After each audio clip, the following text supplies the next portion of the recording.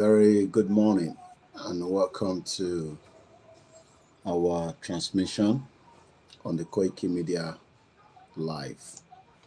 4th of July 2024 from London, where this broadcast is coming from. Mo kí gbogbo wa ní gbogbo ibikíbi tí ẹ bá tuntun láǹfààní àti darapọ̀ mọ́ ìkànnì wa lórí Yoruba Nation Struggle and the Yoruba Nation Campaign under the leadership of Professor Adebanji Akintoye. Mo kí gbogbo wa pé welcome once again into the discussion. As many of us will probably be aware that it is still ahead of America, and that means that within the next 6 hours, almost every part of America will be celebrating their Independence Day, which we believe that one day Yoruba people would also have the true opportunity to have our own Independence Day. But as I speak right now, we don't have an Independence Day. Neither is Nigeria gain any independence, because we know how and what took place that led to the independence of Nigeria. It was not a very truthful independence. Moki Bubuakwe, good morning. We are wishing the Americans happy Independence Day from London, even though you are still 6 hours behind. Moki Bubua. Well, America should be independent in Bolotigba.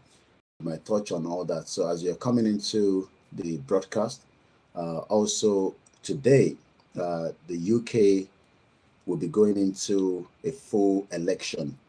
So I would also be taking the opportunity to tell most of us in UK to make sure that if you have the opportunity to vote, please, if you have registered, you've received your ballot box, ballot voting card, and make sure we make voting, because this is where we live, and as far as I'm concerned, you just have to participate. So that is on that. So we're gonna start the program slowly. It is always midnight. There's quite a lot of schools that are off tomorrow, but there's still many that are going to school. So Moki Bubua, good evening and welcome. Moki and grandma. Mo kí mọ́mì mi náà tí ó ti darapọ̀ mọ́ wa, mo dẹ̀ kí àwọn tó jẹ́ family tèmi náà pé ẹ kú àdúrótì. Mo kí gbogbo àwọn Koikimedia team. As you're joining, what you can do for me is just click the share button and invite many other people and let us engage. Look at the topic that I've put out there.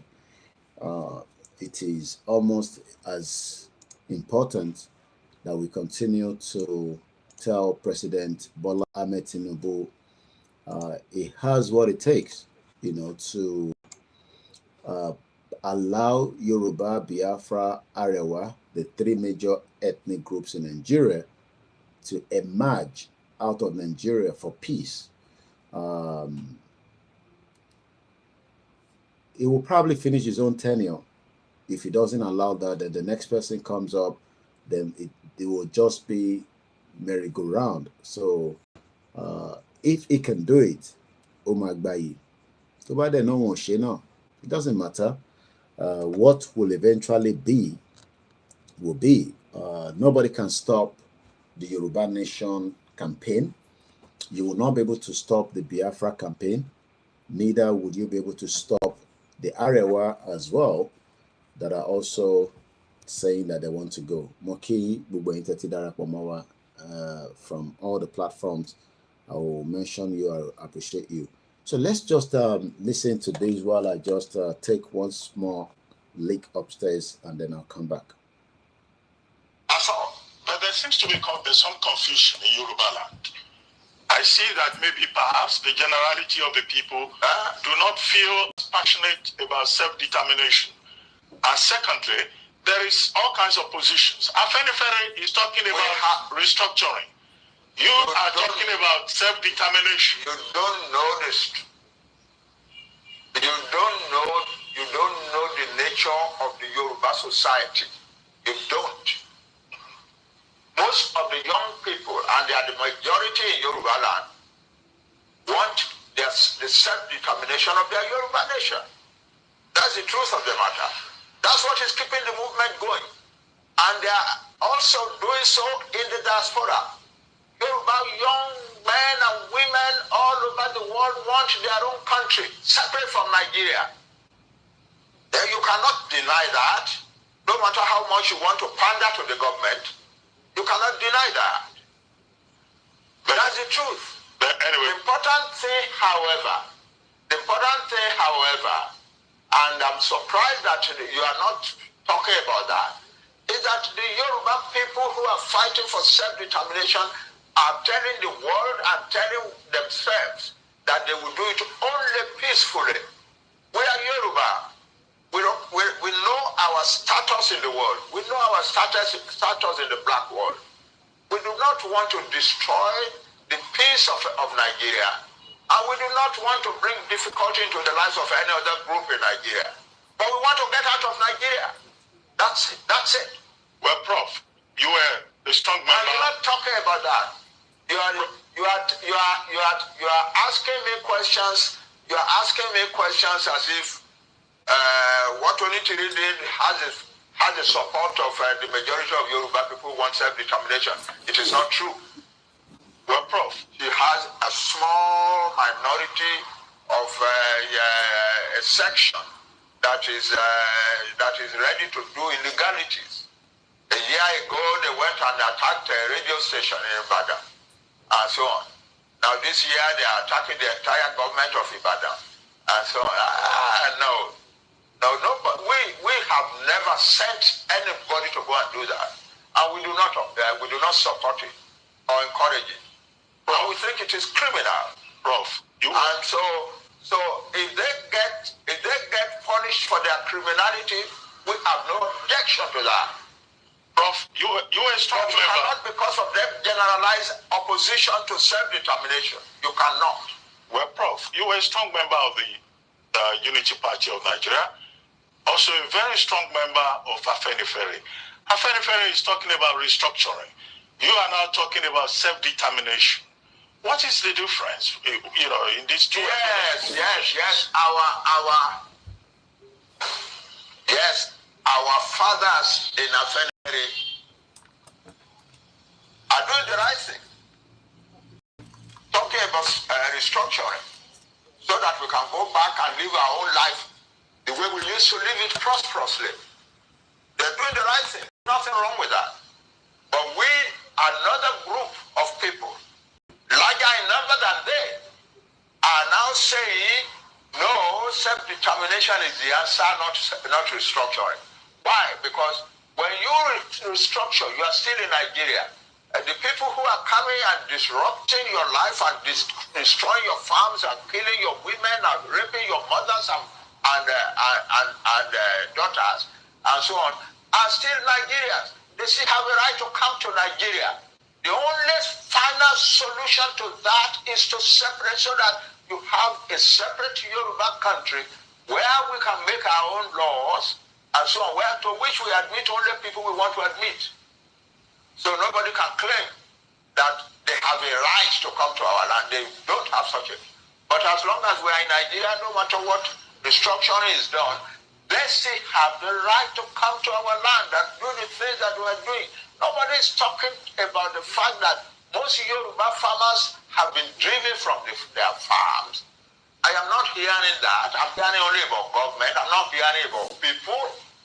You are not talking about the fact that most Yoruba farmers have been driven from their farms, and that the Yoruba nation is in danger of famine upon famine upon famine for years and years to come. You are not talking of the fact that the Fulani declared war on Nigeria on the 24th of January and 26th of January and said that Tinubu is not our president. We are going to Aso Rock. We will take over the seat of government there, and we will use this place to organize the conquest of the rest of Nigeria. You're not talking about that. You are not talking of people who said, nobody, no Fulani man must be arrested for the bomb in Ibadan. If you do, you will have bombs in every town in Yoruba, in Nigeria. Nobody's talking about that. Nobody's talking about the sheer insult of living in a country where some people are treating the government like that. You're talking about Unitiri and so on. Why do our...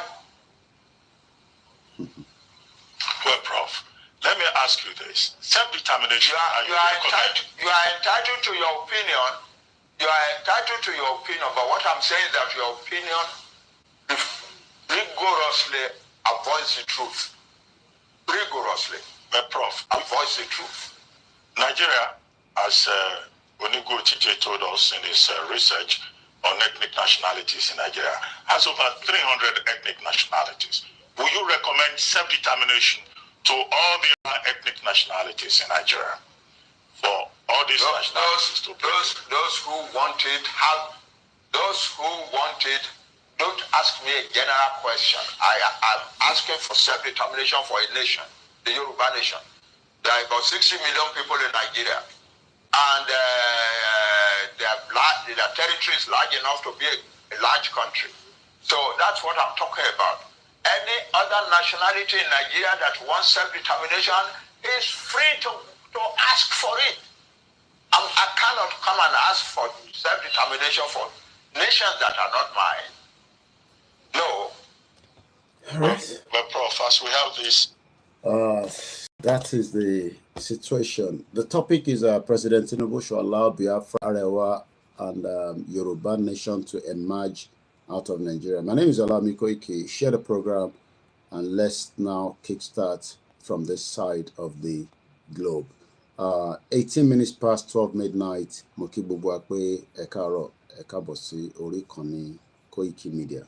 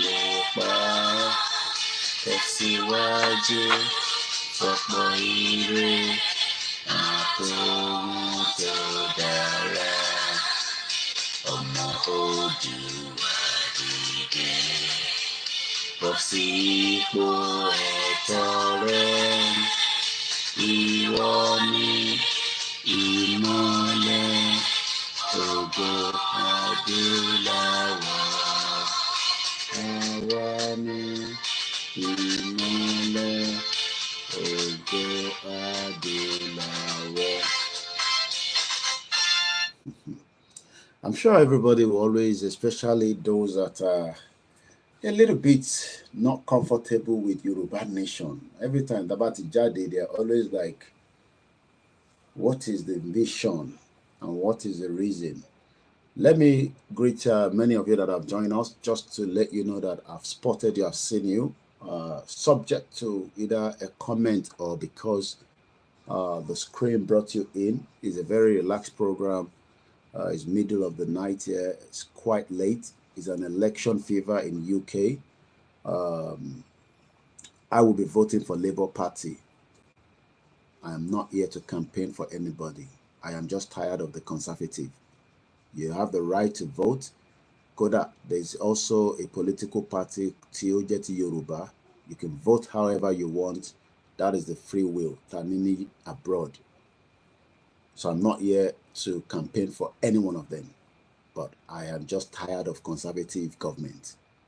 So my mom and my family, we are voting the Labour Party. Koda Morikwe DJ copy, no Labour Party ni ON does. So if you're in UK, the polling unit starts from 7.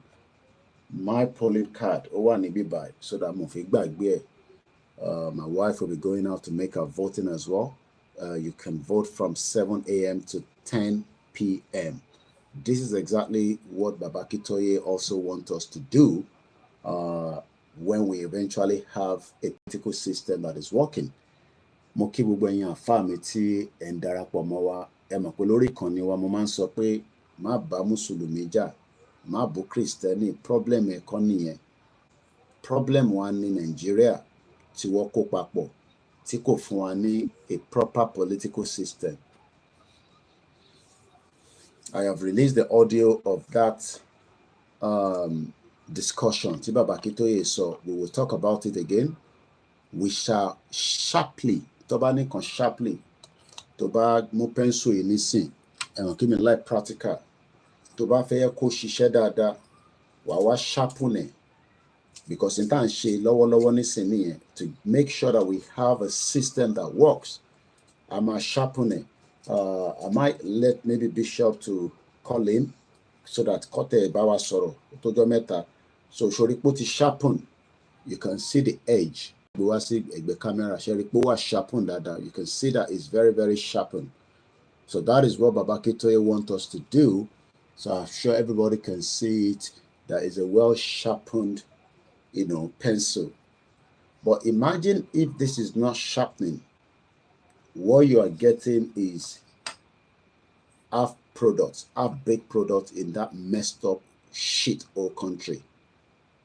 So what we're going to do when we have a country that works, we don't need anybody running around drumming and buying uniform and putting you with caps and giving you plum tomato and guguru and ekpa for election. And when they get in, we cannot hold them accountable. I play video in book of Jonathan Ross, and I hope I get his name right. Because many of you would have Jonathan Bill. No, Bill Jonathan Ross no, Jonathan Ross is TV presenter broadcaster ní Konshele. Màá wá orúkọ ẹ̀ jáde nísìn. Màá lọ wá jáde nísìn. I posted the video this morning. So, but because bí ẹ tó yéèyàn tọ́lọ́run dá ní ọmọ Áfíríkà tó bá jẹ́ pàwọ́ là sọ̀rọ̀ bóun ṣe sọ̀rọ̀ yẹn against our politicians, you get hype up. Most of you that get very fringe when we talk about your politician as if they are gods. They are not God. They are human beings. And we have every right to curse them and tell them the truth, whether they listen to us or not. So let me appreciate Bishop Adesina. Ẹ ti máa gbọ́ nípa Rúbà. Tẹ́lẹ̀ mi máa ń ní ẹ̀jẹ̀ ẹ lọ register fún Rúbà. Bóun yẹn register, bóun yẹn máa register. Last week, somebody sent Naira to equivalent of Sefa. Ẹ farabalẹ̀ kẹ́gbọ́ ilé. Màá kí gbogbo ẹ tẹ́ wà lórí Facebook. Ẹ máa comment. It is a relaxed program, so we are interacting. Kódà bẹ́ẹ̀ náà bá fẹ́ pè, ẹ ní right láti pè wọlé. It's a very, very relaxed program. So mo ṣe jí asle. Mo kí ẹ brother mi ìfẹ́ tó ní sí mi, Ọlọ́run ní paná ẹ̀. Ọlọ́ba dúró tiẹ̀ ní gbogbo Miami. Bí n tẹ̀ débì kankan l'Amẹ́ríkà, mo gbọ́dọ̀ dé New York. Mo dẹ̀ dé Miami, subject to when. Because mo gbọ́dọ̀ lọ rí sister mi kan ní New York. Ó nífẹ̀ẹ́ Yorùbá tó dáa. Ó pè mí lọ́sàn-án yìí. Ó ti dànà lọ́dọ̀ tiwa. Àwọn ṣì wà ní tí bá ní odindi ọ̀gá tó di gbogbo hospital kan mú l'Amẹ́ríkà ni. Very young, under 40. Ó promise mi pé tá bá gba Yorùbá nation, òun àtàwọn bíi mẹ́ta káṣà fún òun ní local government kan, àwọn máa make sure pé ó wà as close to New York. Ẹ mọ in táwọn ọmọ Yorùbá fi ṣe. Mo kí ìyá tó bí mi lọ́mọ. If you know the agenda and the vision of the Yorubas tó wà ní diaspora, mo ní sọ mo fi ti bá sọ state ẹ̀, it will be, I will leave the state alone for now. a sì sọ̀rọ̀ kọjá lọ́sàn-án. She's very, very bitter. Oh, hates the system Nigeria as it stands right now. She's in the medical field. Ọ̀gá gidi ni. Ó nífẹ̀ẹ́ Yorùbá tó pọ̀. Kò gbọ́ Yorùbá dáadáa. Akátá ni. But ọmọ Yorùbá dáadáa ni. Àti bàbá àti ìyá ẹ̀ ọmọ Yorùbá ni wọ́n. Irú ìrìn àjò tó gbé àwa jáde kúrò ní Nàìjíríà, ìyẹn màmá mi ló gbé bàbá tiẹ̀ náà kúrò jáde ní Nàìjíríà. In the 80s làwọn tẹ̀ ti sá lọ. So let me leave that. So mo kí Bishop Adesina, mo kí Mr. Jimmy, Olakunle brother mi, mo tẹ̀tí wo fídíò tó send sí mi lórí YouTube. Too many calls, too many requests, too many meetings, too many engagements. So gbogbo ẹ̀yin tí ẹ sọ pé rúbà yẹn ṣé Central Bank Yorùbá ni? No. It's just the way gbogbo àná làwọn bá ṣe ń ṣe ẹlòmíì nísìn gold ló máa ń rà láti fi make sure pé wọ́n lè tọ́jú owó wọn, because naira 120,000 naira will give you 50,000 safer. 120,000 naira ló máa fún ẹ ní 50,000 safer. So you can tell that if Tinubu and the Cardoso and the rest of them are telling you lies, that they are working to bring the economy of Nigeria back, all that is just to keep you happy. But to be honest with you, the Nigerian economy is dead. Bẹ́ẹ̀ tẹ́ lówó lọ́wọ́, because mo pray pé gbogbo wa lówó lọ́wọ́. Ẹ má rò pé gbogbo àwọn táwa lábroad la lówó lọ́wọ́. Ṣé ń gbá àní iṣẹ́ ta ṣe sílẹ̀ là ń retí owó yẹn lọ́sẹ̀. Ẹlòmíì máa ń rò ṣọ́ra àwọn tó ń jalè àwọn máa ń lówó lọ́wọ́. Olè gbọ́dọ̀ lówó lọ́wọ́. Àwọn tó ń ṣe drugs máa ń lówó lọ́wọ́. Àwọn tó ń ṣe fraud, àwọn tó ń ṣe human trafficking, àwọn tó ń ṣe ìdẹ́lẹ̀ papọ̀. Ṣé o mọ̀ pé mama, ṣé o mọ̀ pé ilé kan wà tí àwọn kan rent wọ́n gbé níbí báyìí mọ́, wọ́n ti lọ sí Amẹ́ríkà. Tó bá rí táwọn ọmọ tó ń gbin igbó yẹn, tó bá rí orí fídíò yẹn,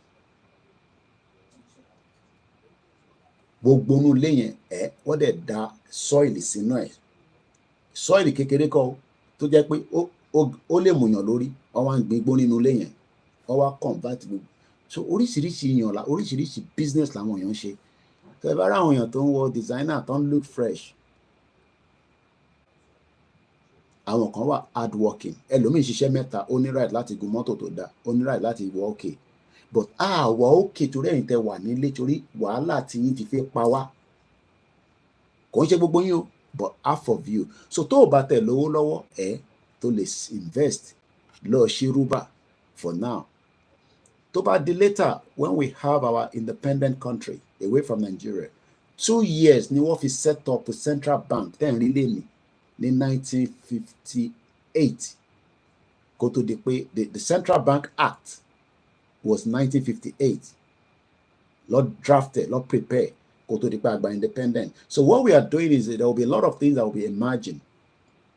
Kò mí pé tí ẹlòmíràn bá tún gbé ọ̀nà that thing tó bá relate mọ́ pé ká lè wá bá ṣe máa tọ́jú owó wa. Yes, if it is genuine, we will promote it. But tó bá ní ní kankan ṣe pẹ̀lú rúbà, but ó fẹ́ ní kankan ṣe pẹ̀lú Twitter.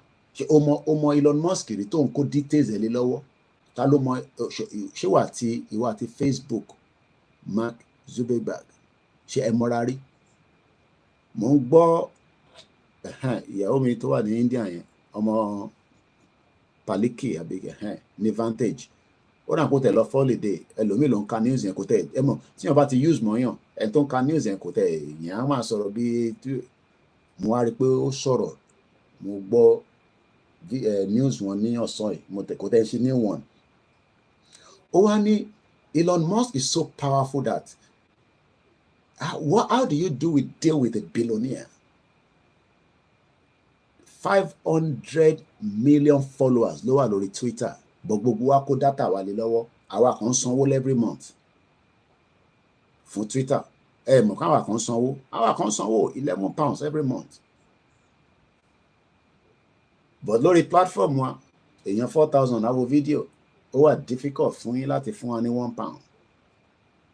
ó wà difficult but tó bá jẹ́ pé problem wà Nàìjíríà tán ni wọ́n fi solve ẹ̀ sáré fún wọn lówó but problem ta need nísìn ni pé ká unite, come together, work out the modality to push Tinubu. We are gonna push him because Tinubu ti ń sùn, oorun ti wà lójú ẹ̀, a gbọ́dọ̀ jí, ó wà lójú oorun gidi pé a wà in danger aláyé yìí. Àwa ń bẹ̀ pé kọ́lọ́ bá wa fún lẹ́mìí gúngún àtàlàfíà. So bóhùn ẹ̀ kó sọ pé rúbà tó ń polówó yẹn tòrẹ́jà ẹ̀mọ́ Áfíríkà ló dálẹ̀. Tó bá yá ṣòro owó ẹ̀ tó wà náírà yẹn a máa sink lójoojúmọ́ nítorí kò ní èní nísìn the pound sterling 1,900 nílé ní so 1 pound.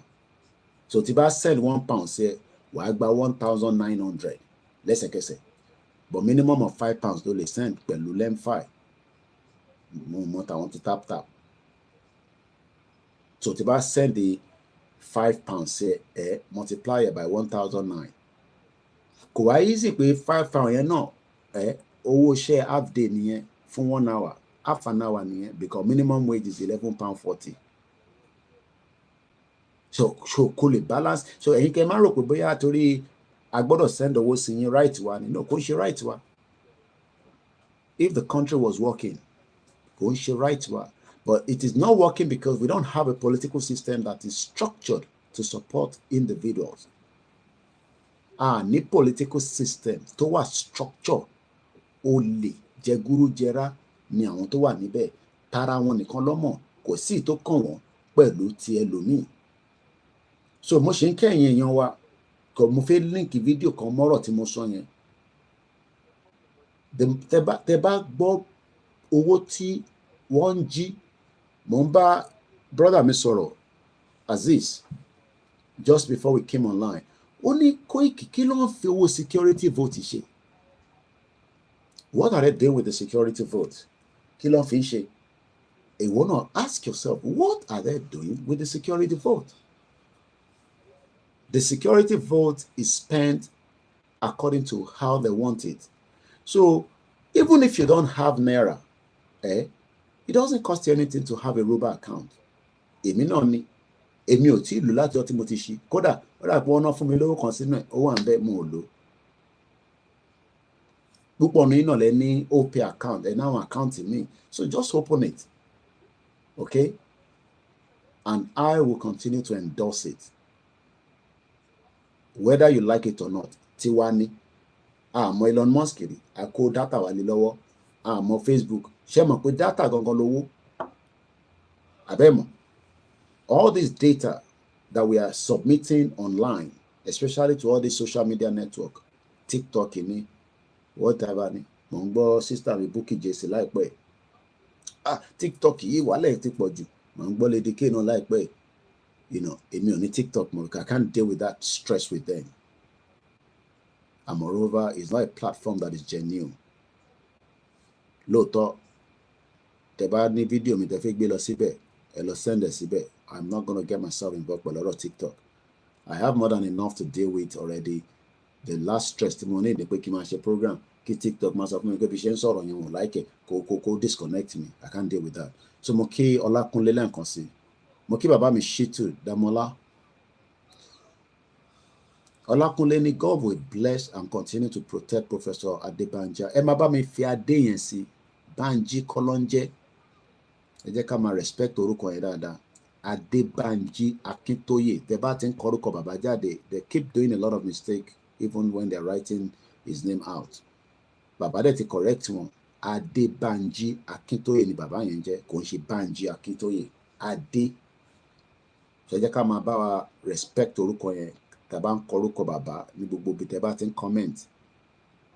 Adebanji Akintoye Alano. Mo kí ìyá wa Títílọlá Shaw. Mo kí ní gbogbo bí tẹ́ bá wà lágbàáyé. Ilé ayé dùn gan. The world is a big place. Mo wà nínú ṣọ́ọ̀pù kan. Mo wá ń bi aláyé yẹn pé ọmọ òyìnbó ni. Money, where are you heading to? Or I'm heading out to Tenerife in the next 2 weeks. Boni Tenerife wa. àwọn tó máa ń lọ káàkiri Spain. Tenerife is the largest of the Spain's Canary Island of West Africa. What is the joy? Mumba wake jaya audio gan now kan wà tó ní kí n play. My play láìpẹ́ ká tó move forward. But yeah, can start put so okay, what is the joy of getting to the airport and checking out without a visa? Kò sí nǹkan tó dùn tó. But àwa nísìn wọ́n ti restrict wa. You want to travel, wàá kọ́kọ́ lọ apply for visa. Tó bá fún ẹ, wàá sọ pé Jésù ṣeun, àfáà yẹn dáa, mo gbéṣẹ́ fún àfáà yẹn kó kún ṣì ó dún. Pastor ẹ ṣé gan. Pastor kí ló ṣẹlẹ̀? Ẹ rántí mọ́? Passport mi tí mo mú wá bá yín yẹn, tẹ́ bá mi gbé sábẹ́ ibi tẹ́ ti ń sùn. Ibi tẹ́ ń sùn yẹn gangan ni kẹ́ gbé sí torí ibẹ̀ ni ẹ̀yin àtọ̀ náà ti ń ríra. Ṣé báwọn ọmọ òyìnbó náà ṣe máa ń ṣe nìyẹn? Tá bá fẹ́ travel, a lọ gbé passport wọn fún àwọn sẹ̀lẹ̀ àbí àwọn Muslim Association of Nigeria. Imam mi dáadáa, imam, ẹ bá ń gba passport dání. What do I do with it? Please, I need you to pray for this passport because I will be going to Africa and I need a visa.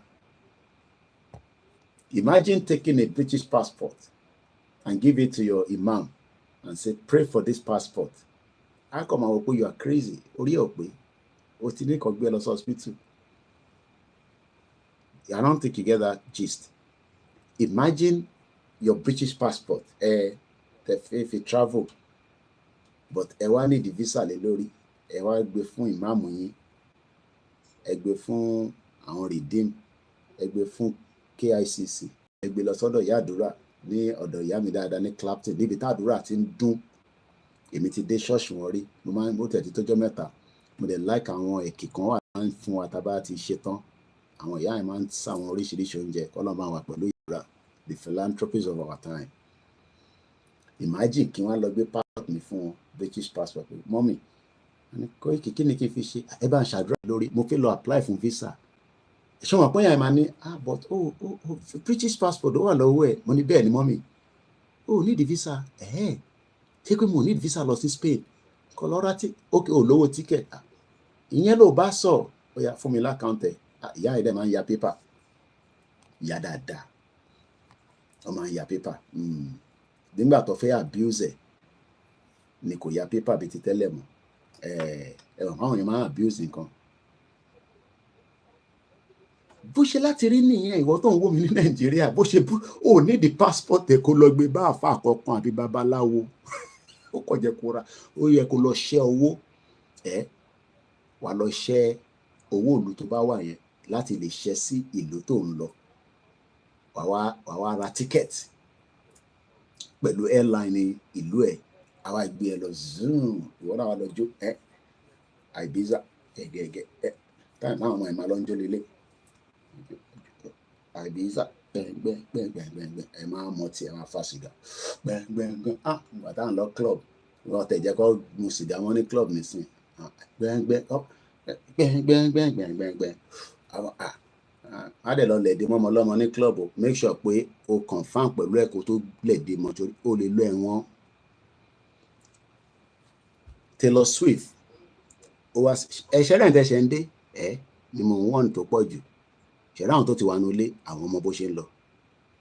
Taylor Swift tó bá mọ̀ lọ Google ẹ̀, ó wá ṣeré kan ní Edinburgh láìpẹ́ yìí, celebrity ní A-star. Wọ́n á níyàn kan lọ faskẹ́ẹ̀tì yàn kan wálẹ̀ lójú agbo. So, until many of you understand the true meaning of freedom, that you can be easily and able to take the decision of your life without you consulting the bastard politician. Ẹlòmíì nínú yín ò lè lọ Mẹ́kà. Ẹ lè lọ Mẹ́kà until tẹ́ bá gba slot. Ó fẹ́ lọ Mẹ́kà but ó need the slot lọ́wọ́ politician. It shouldn't be like that.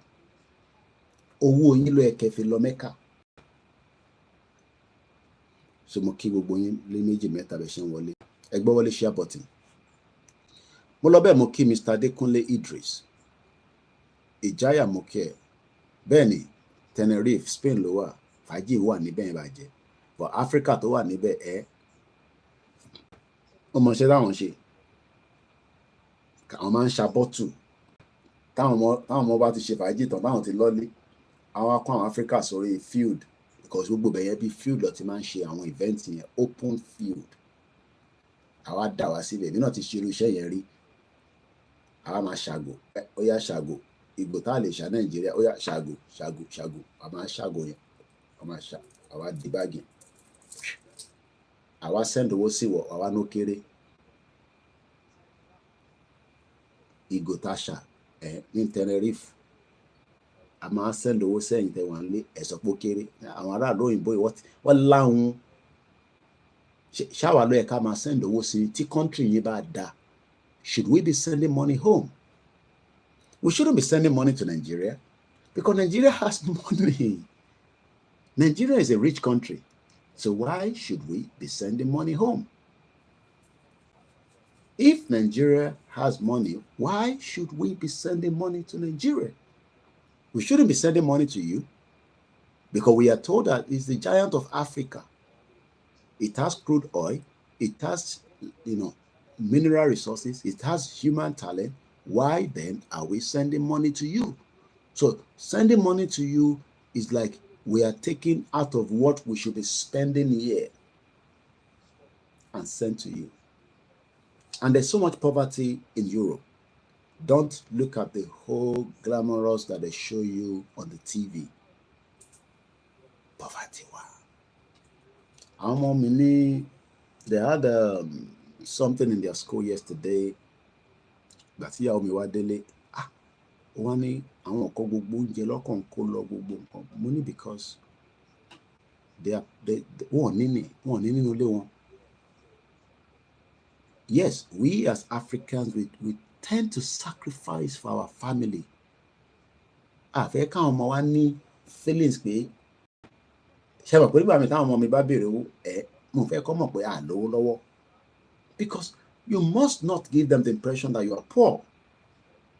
Àwa ti wá láti poor background tó ń pè ní Nigeria, because that Nigeria that you are seeing as a rich background is not for everybody. It's only for a very small proportion, and it's because of the politics. That is why we are saying to President Tinubu, look, all your efforts will go in drain after you have completed your tenure. Moripe Akpabio was saying Tinubu will have 7 years to go. I don't know what vision is saying, but whatever it is, Tinubu tenure is only 3 years to go to start with. He finished his first tenure in 2027. Enter our Instagram, Eyon Kiwa. So I know you're there. Watibari, Maki, Moki Guns, Moki Yawa Grace, Olushoto. Mo parati le díẹ̀ ju ti tẹ́lẹ̀ lọ. Ọlọ́ba fún ní àlàáfíà ní gbogbo oríkìríkì ara. Let me appreciate those of you on our other platforms, and I say good morning to you all. Mr. Larewaju Taiwan, yes, so we want our own nation. I don't think you know the meaning of nation, where you can use your passport to travel with limited access to getting visa. Getting a visa in Africa is a fraud. Oh, you can't challenge you. But who is going to challenge them? Your corrupt politicians that doesn't need visa, or if they need visa, they can get it. The way Mumba Wakinye, Mr. Sikiru ati Utsman, Tiwa Giwa ati Yami First Bank. Momuni meji metami. And I'm not in a rush, and I'm trying to take it slowly. What I'm trying to explain is that the visa that we're applying for from Africa to travel around the world is a fraud. I'm not talking about within Africa. I'm talking from Africa to Europe. It's a fraud. We should not be applying for any goddamn visa. But do you know the reason why? God, thank you so much. The reason why they want us to apply for visa, because they know that we are not coming back. And Japaloni. If Nigeria was working, we have a good economy, a buoyant economy that is doing trillions of dollars turnover every year, where the GDP, where things are working for me and you, will you japa to go and do what? So the visa scheme put on Africans, including that shit old part of Africa that is meant to be the giant of Africa, to be the big brother that failed all Africans. Because some of you think that we are respected around the world. Go to South Africa and go and talk anyhow. You think that any African respect Nigeria anymore? That mad country that could not support most Africans. So mo kí Mr. Ibrahim Ola, mo kí alága ọdẹ ní gbogbo Ìbàràpá East, mo kí gbogbo yín ní gbogbo Òkè Ògùn yẹn, Ìbàràpá méjèèjì, mo kí ní ìlú Ọ̀fà, mo kí ní Kogi, mo kí ní Lẹ́kìtì, mo kí àwa Ọlájírè Kókà. Safety Domain, welcome to the program. Mr. Akim Oluwadamilare, good evening, or good morning rather. Abdullahi Akambi, mo kí yín sir.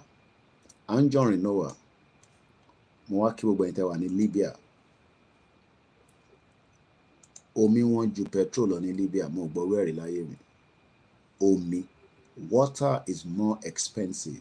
Mo kí Yorubawuyi, consider she's live. Mo kí gbogbo media as well. Mo kí Dr. Zabi, the chairwoman of the Yoruba World Media and the home-based chairman, mo kí Baba Lekiti.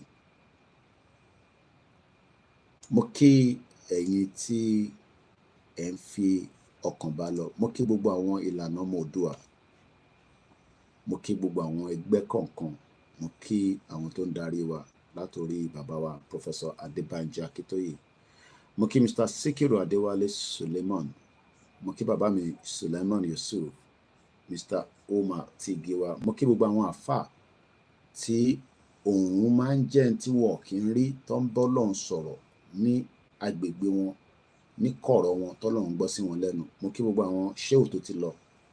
Òde Allah Ta'ala ni àwọn bàbá ńláńlá. Àwọn tó fira wọn jìyà with the hope pé nǹkan kan máa turn around ní Nàìjíríà. Púpọ̀ nu wọn ṣàdúrà fáwọn olóṣèlú. Ṣé mo pa àwọn kọ̀ wà honest, àwọn bàbá yẹn, especially táwọn olówó àbólóṣèlú àbáwọn gbajúmọ̀ bá rí pé ẹni Ọlọ́run kan wà níbì kan, wá lọ síbẹ̀, wá sọ fẹ́ni Ọlọ́run yẹn pé ẹ ṣe bá wa bẹ Ọlọ́run kó mí sí àwa náà lára ká lè débi tá à ń lọ. Àwọn bàbá yẹn wọ́n máa ń wò pé tẹ bá débi tẹ́ ẹ̀ ń lọ, ní gbúròó yín mọ̀, àwọn ní àwọn ọ̀dẹ̀ ní ṣe bẹ́ẹ̀. Àwọn bàbá yẹn adé wọlá pé torí táwọn gbé dání, it will be easy for them to just do it. And many of our politicians in the Southwest took advantage of that, and they did not even pay back to the society. Rather, they enrich themselves. Kódà àwọn bàbá tó ṣàdúrà fún wọn gan, they forget about them. And that goes with all religion. I'm not going to mention the name of the pastor, but mo play video wọn kan láìpẹ́ yìí. Alàgbà kan náà tó wá bá mi pé Koiki, ṣé mo mọ̀ pé lára àwọn tó ṣàdúrà fún Tinubu nìyẹn? Mo ní wọ́n ní kí ni? Àwọn tó ṣàdúrà fún Tinubu pé kó débẹ̀ nìyẹn. At least wọ́n ṣàtẹ̀tẹ̀ padà jáde nísìn pé ìtọ́lọ́nsán lélẹ̀. So most of them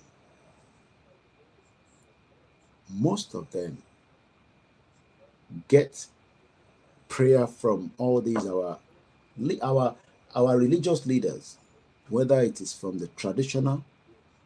Àwọn kan wà tó ń ṣe iṣẹ́ fún wọn lójoojúmọ́, àwọn kan wà tó ń gbàdúrà fún wọn, but that has not changed anything within the Southwest. Solana Monitoba audit the Southwest.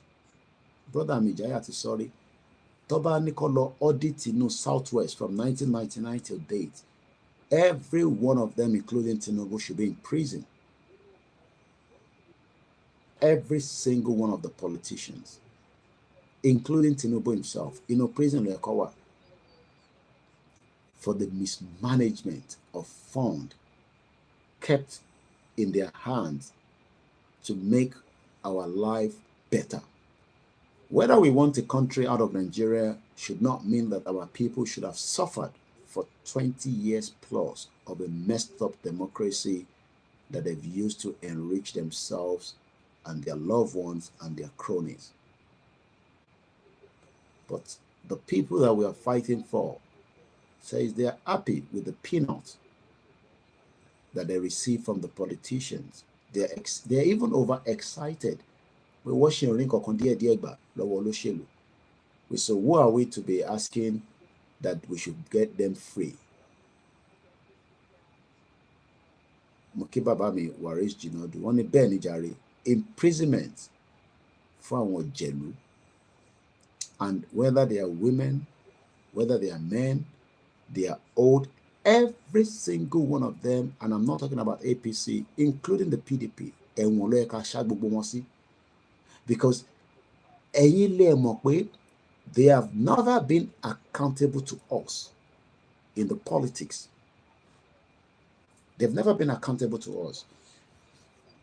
So, I have not listened to it myself, but only please play this. Moki Dr. Omowumilawal. She's doing very well. And we need many of you. Intebali, Muki Mr. Samuel Ayomide, Ekabosori Koniwa. Eja nki awon temi ni biba na ko ma ni Koiki àwa náà wà nínú program nírọ̀lẹ́ yìí. Ó dàbí pé ẹ rí wa. Mo kí gbogbo different groups.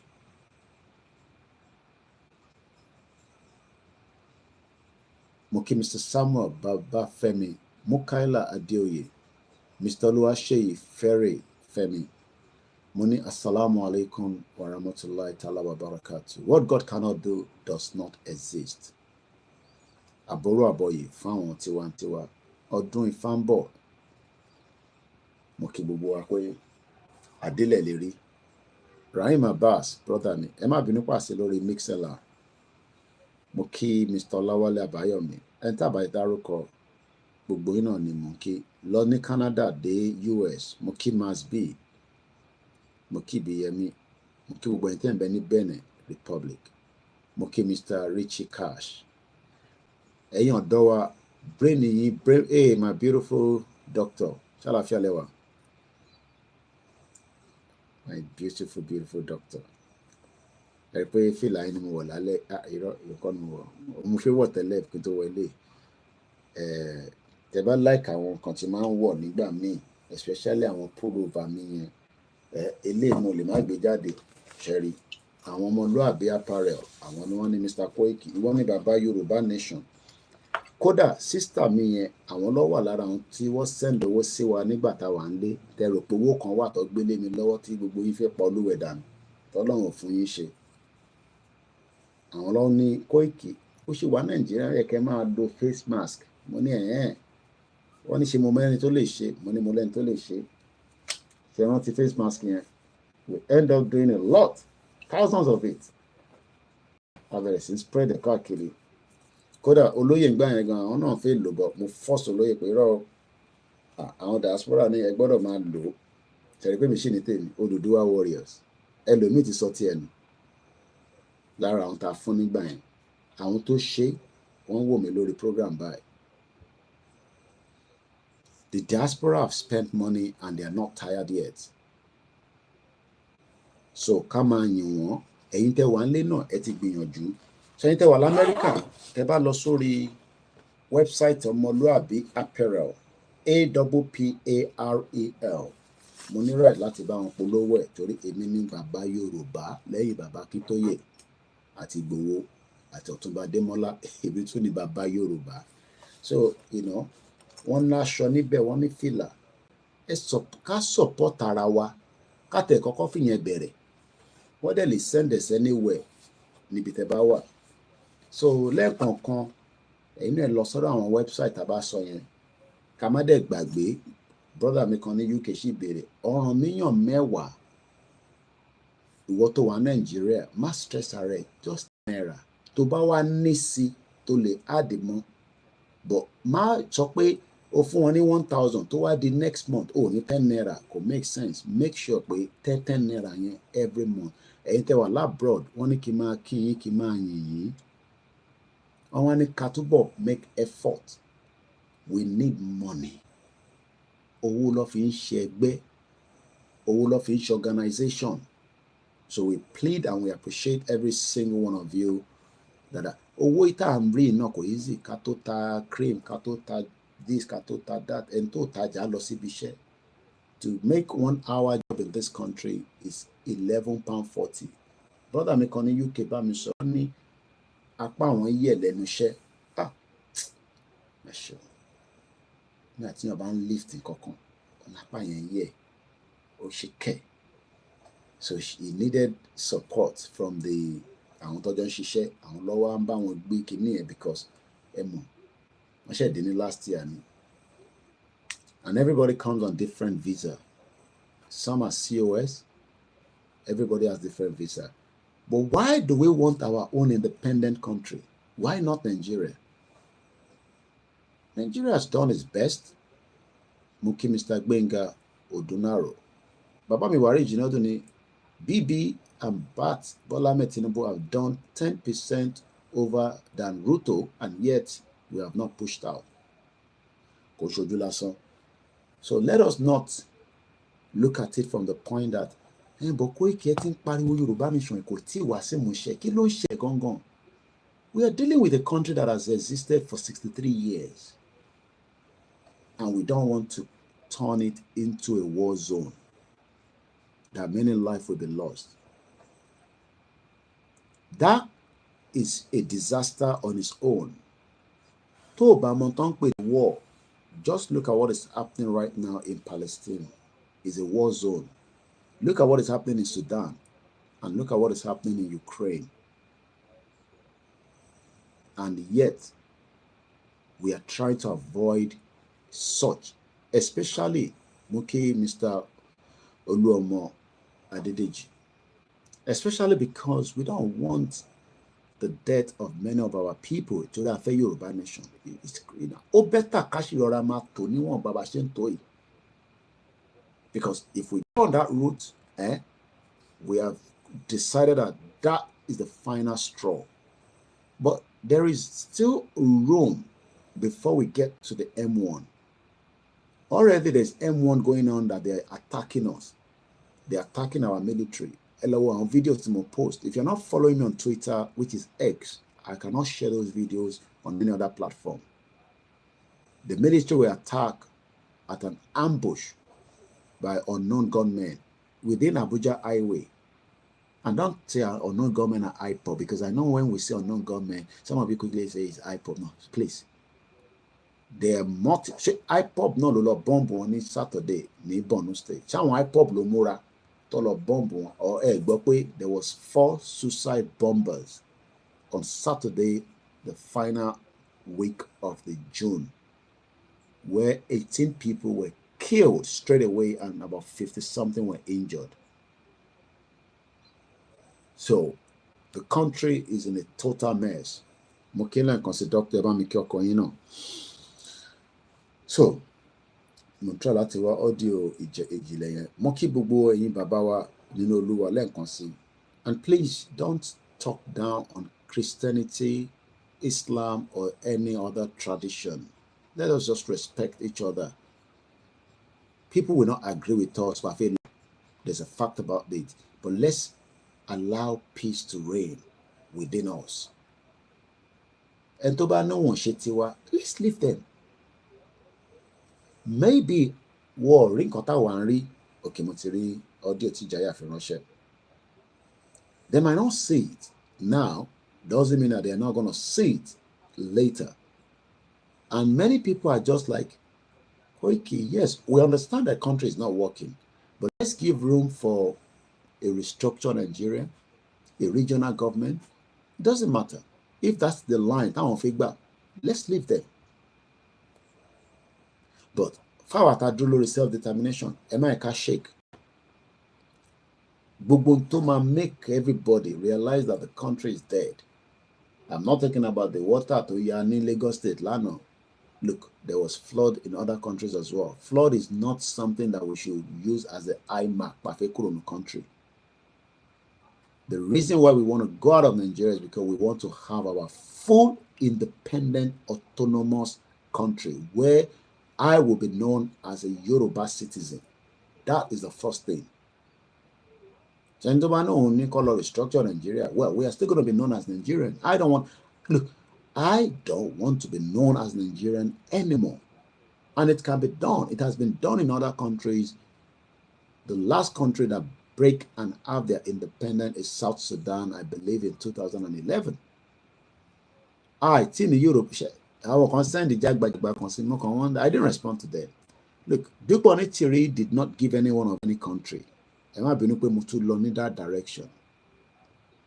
Because some of you are still thinking that she made a declaration and she has given us a country. I don't know where you are getting this nonsense from.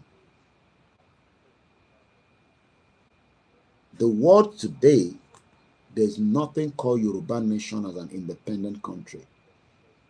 Not in Africa, not in Europe, not in Asia. So how some of you are still accepting and buying that stupidity and nonsense shows the caliber of the problem that Nigeria has done on our psyche. We are true campaigners. It's a movement. The country is still in oppression. There is still engagement between Nigeria and many countries around the world up to the present time of now. So if some of you are now saying you have got a Yoruba country, I'm asking you where and how. So please, and don't come and tell me about because some of you doesn't seem to get the message. Moki Mr. Yoruba Abeokuta. I don't know what it is. I've not listened to it, but let's listen together.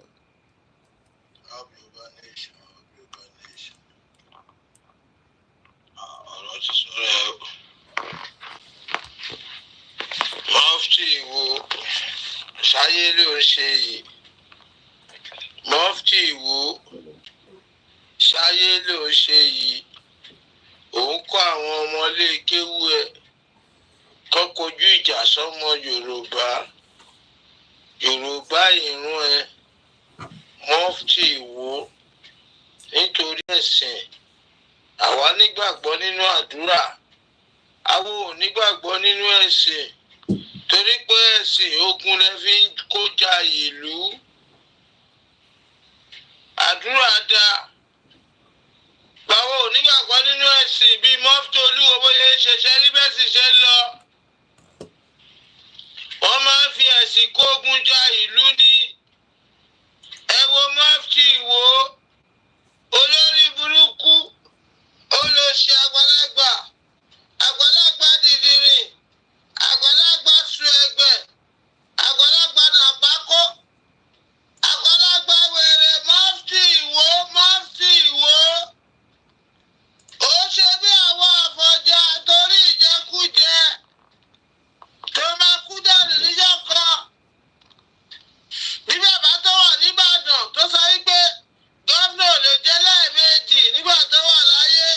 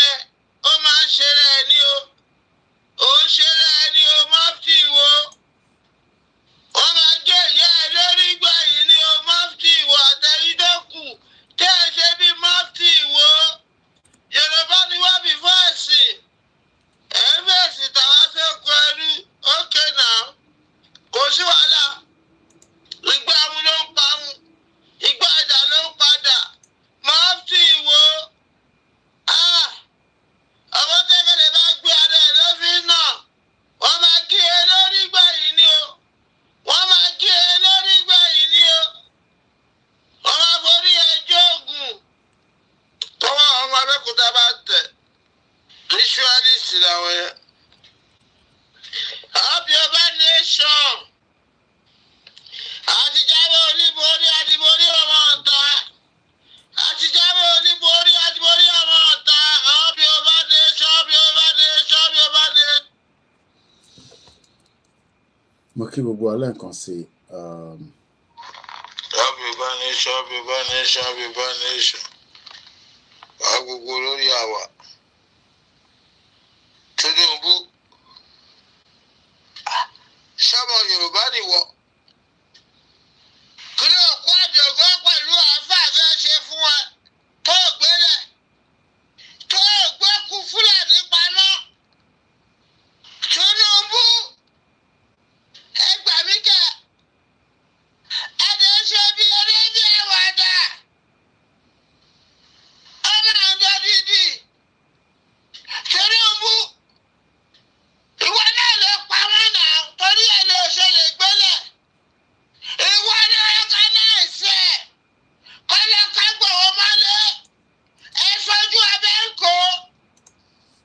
Tinubu ìwọ ni o ìwọ ni náà tìlẹ́yẹ́tọ̀ lè gbọ́ kú àdógọ́ pẹ̀lú afálẹ̀ nígbà tá a gbọ́ kú Fúlàní tó ń pa wá pamọ́.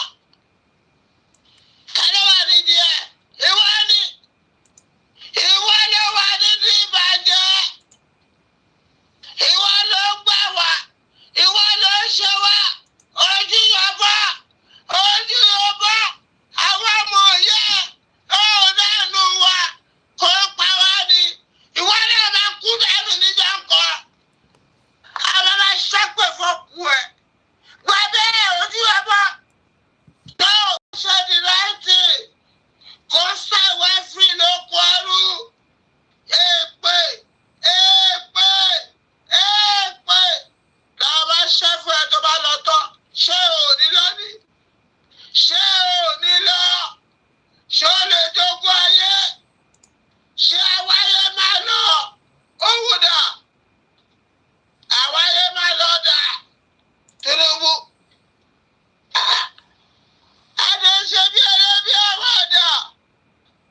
Ó máa ń gé ìtàn. Aṣọ wa ló wá díẹ̀. Òkú ọmọ Yorùbá wá ìjọ òṣèré gbé sílẹ̀ tó bá mọ̀ ń pa ẹ̀. Ìwọ ló wà nídìí ẹ̀. Bàbá ṣe rálì lẹ́kọ̀ọ́. Ìwọ náà ló ń pa wá. Nǹkan tó ń jà mí ṣe mo ti dé díẹ̀ sí i. Ṣé rí pé kò yí sí? Ṣé rí pé kò yí sí? Ṣé rí pé òótọ́ nìkan tá a sọ? Fún alẹ́kọ̀ọ́ àdógọ́ àgbàlagbọ̀ fi òṣì sílẹ̀ kó fi wèrè sílẹ̀. Ọmọ ẹ̀kọ́ kan náà ni wá. Bó ṣe máa dún ní ṣe máa dún. Bóyá máa sọ̀rọ̀ ní ṣe máa sọ̀rọ̀. Bóyá máa fọ́ ní ṣe máa fọ́hùn. Bó ṣe máa jù ní ṣe máa jù.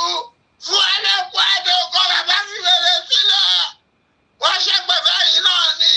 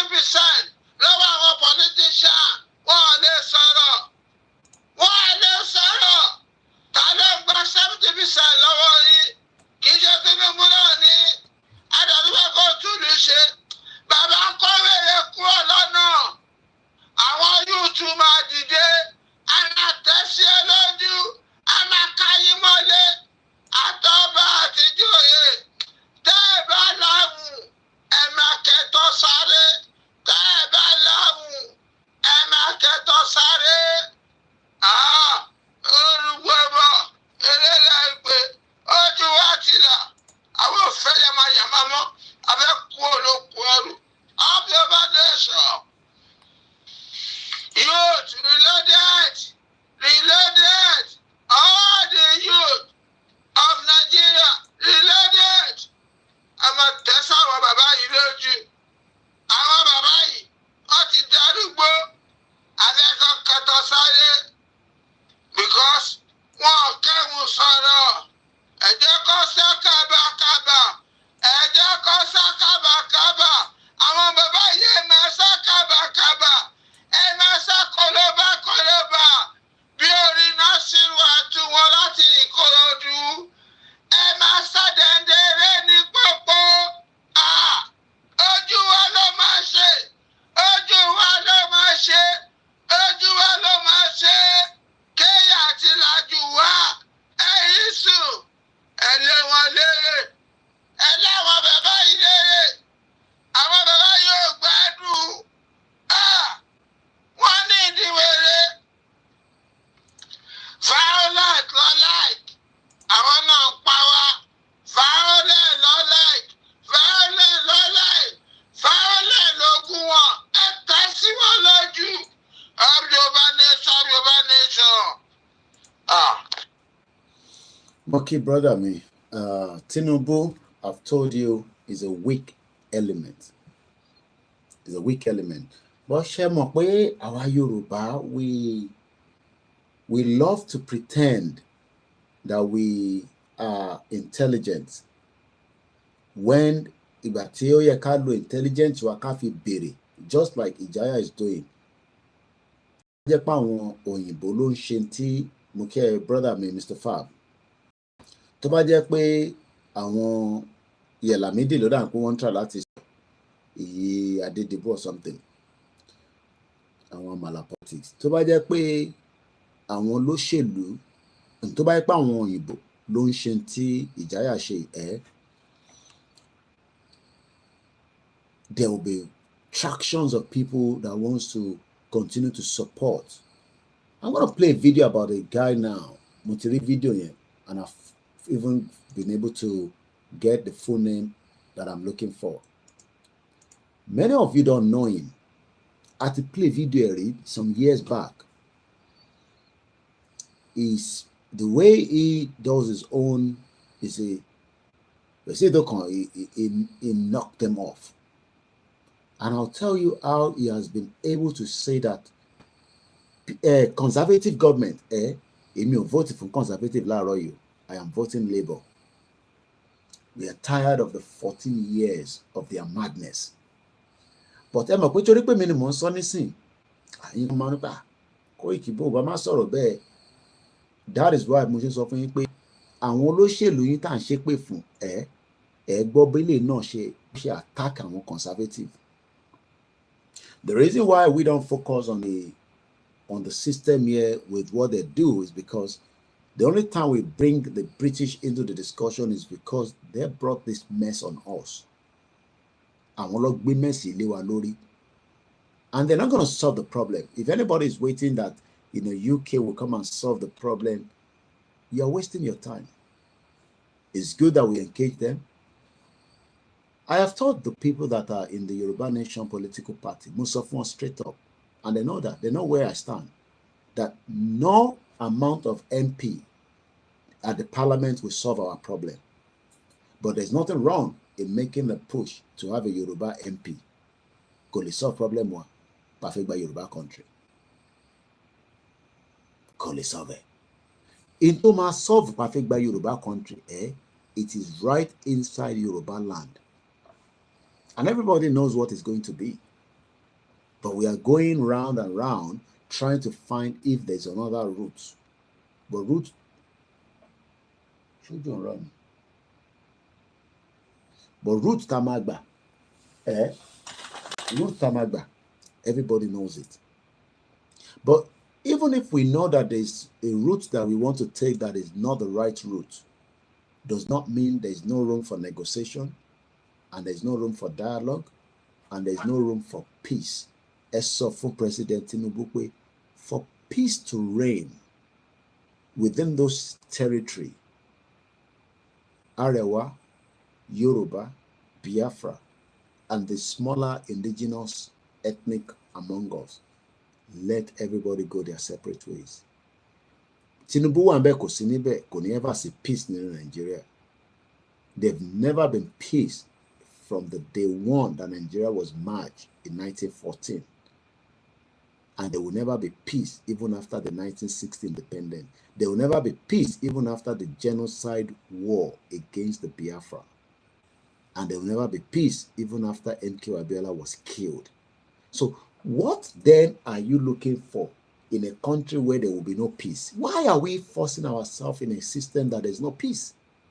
So Jonathan Ross. Who is Jonathan Pye? I keep saying Jonathan Ross for whatever reason. Jonathan Pye is a fictional character portrayed by British comedian Tom Walker.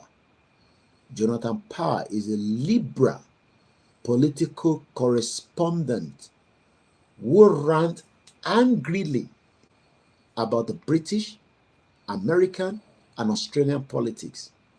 Did you hear that word? Angrily, because Koiki where is you sorrow? Hello, my leg, okay, you are looking for I want to mama sorrow be Abi. I am not one of them. I am not Shenwa Kimbaloye. I am not Rufai Oseni. I am not Dr. Ruben Abati. I am not Kila one journalist hang out in Momsi Otito. Jide Otito. I met him once at Celebration, but Mutimiti, the other one, is the chief bureau of TVC. Abuja anything, Omikumbembe. Tonshi TV, Tonshi journalist hang out here. I can't remember his name now. I met him at 2019 election polling unit. Nigbati Obasanjo polling unit Obasanjo Ibeli Mutipade. I am not one of those your normal average media. Ma ṣépè fáwọn olóṣèlú yín tó lórí burúkú ni wọ́n ní ṣoríire mo sọ fún wọn bẹ́ẹ̀. But ní ṣépè fún Nigerians mọ̀ torí pé kò yé yín. I will try not to, but tó bá wá sórí platform mi tí bá ka comment máa ṣépè fún bàbá tó bí àti ìyá ẹ̀ máa wá ṣe block ẹ̀. But ẹ̀yin tó kù wọ́n sì mi ti bẹ̀ mí pé kò necessary, just do awareness and go into bá fẹ́ frustrate block wọn, but ẹ̀yin tẹ́ fẹ́ frustrate mi yẹn máa ṣépè fún yín kí n tó block yín máa ràn yín sílé. So don't come here and say bí lè ṣe ń sọ̀rọ̀. I am not gonna sọ̀rọ̀ bí àwọn tó kù, okay? Tẹ́ bá wọn àwọn tó máa sọ̀rọ̀ bí àwọn tó kù. Kò tẹ́ ń ṣe Chamberlain, I am not Chamberlain. Àwọn yẹn ló ń wọ suit, àwọn yẹn ní ti channels. Èyí tó wà lórí journalist hangout gangan tó ń host ẹ̀ arákùnrin yẹn wọn torúkọ ẹ̀ mọ́ nísìnyí. I am not Benjamin Odoye. Òun kò fẹ́ Nàìjíríà bó ṣe ń run, but kò dẹ̀ fẹ́ Yoruba nation, kò dẹ̀ fẹ́ Biafra nation. But they are fighting that Nigeria should work. I don't understand what they mean by that. Instead, kí gbogbo aka push one effort pé Nigeria work, God break it. He's a very good guy, David Odoye. He's doing very well. And I'm not Benjamin Odoye as well, whatever that is. So, but because àwa tá jẹ́ tiwantiwa yìí, Babajide Otito lójú bẹ́ẹ̀ ni. Kò ń ṣe Babajide ni mo ní, the other ones tó ń host ẹ̀ gangan. Ìbáwọn yẹn àwọn tó ń ṣe analysis làwọn Babajide. Ẹni tó ń host the journalist hangout gangan. So the fact that you want me to come out, kí wá máa sọ̀rọ̀ bí ọmọlúàbí, Yoruba safety domain mo kí ẹ, Yoruba nation tá gbé dání for now ọmọlúàbí tá kàn fi sí nísìn is because mo kọ tempo díẹ̀ ni.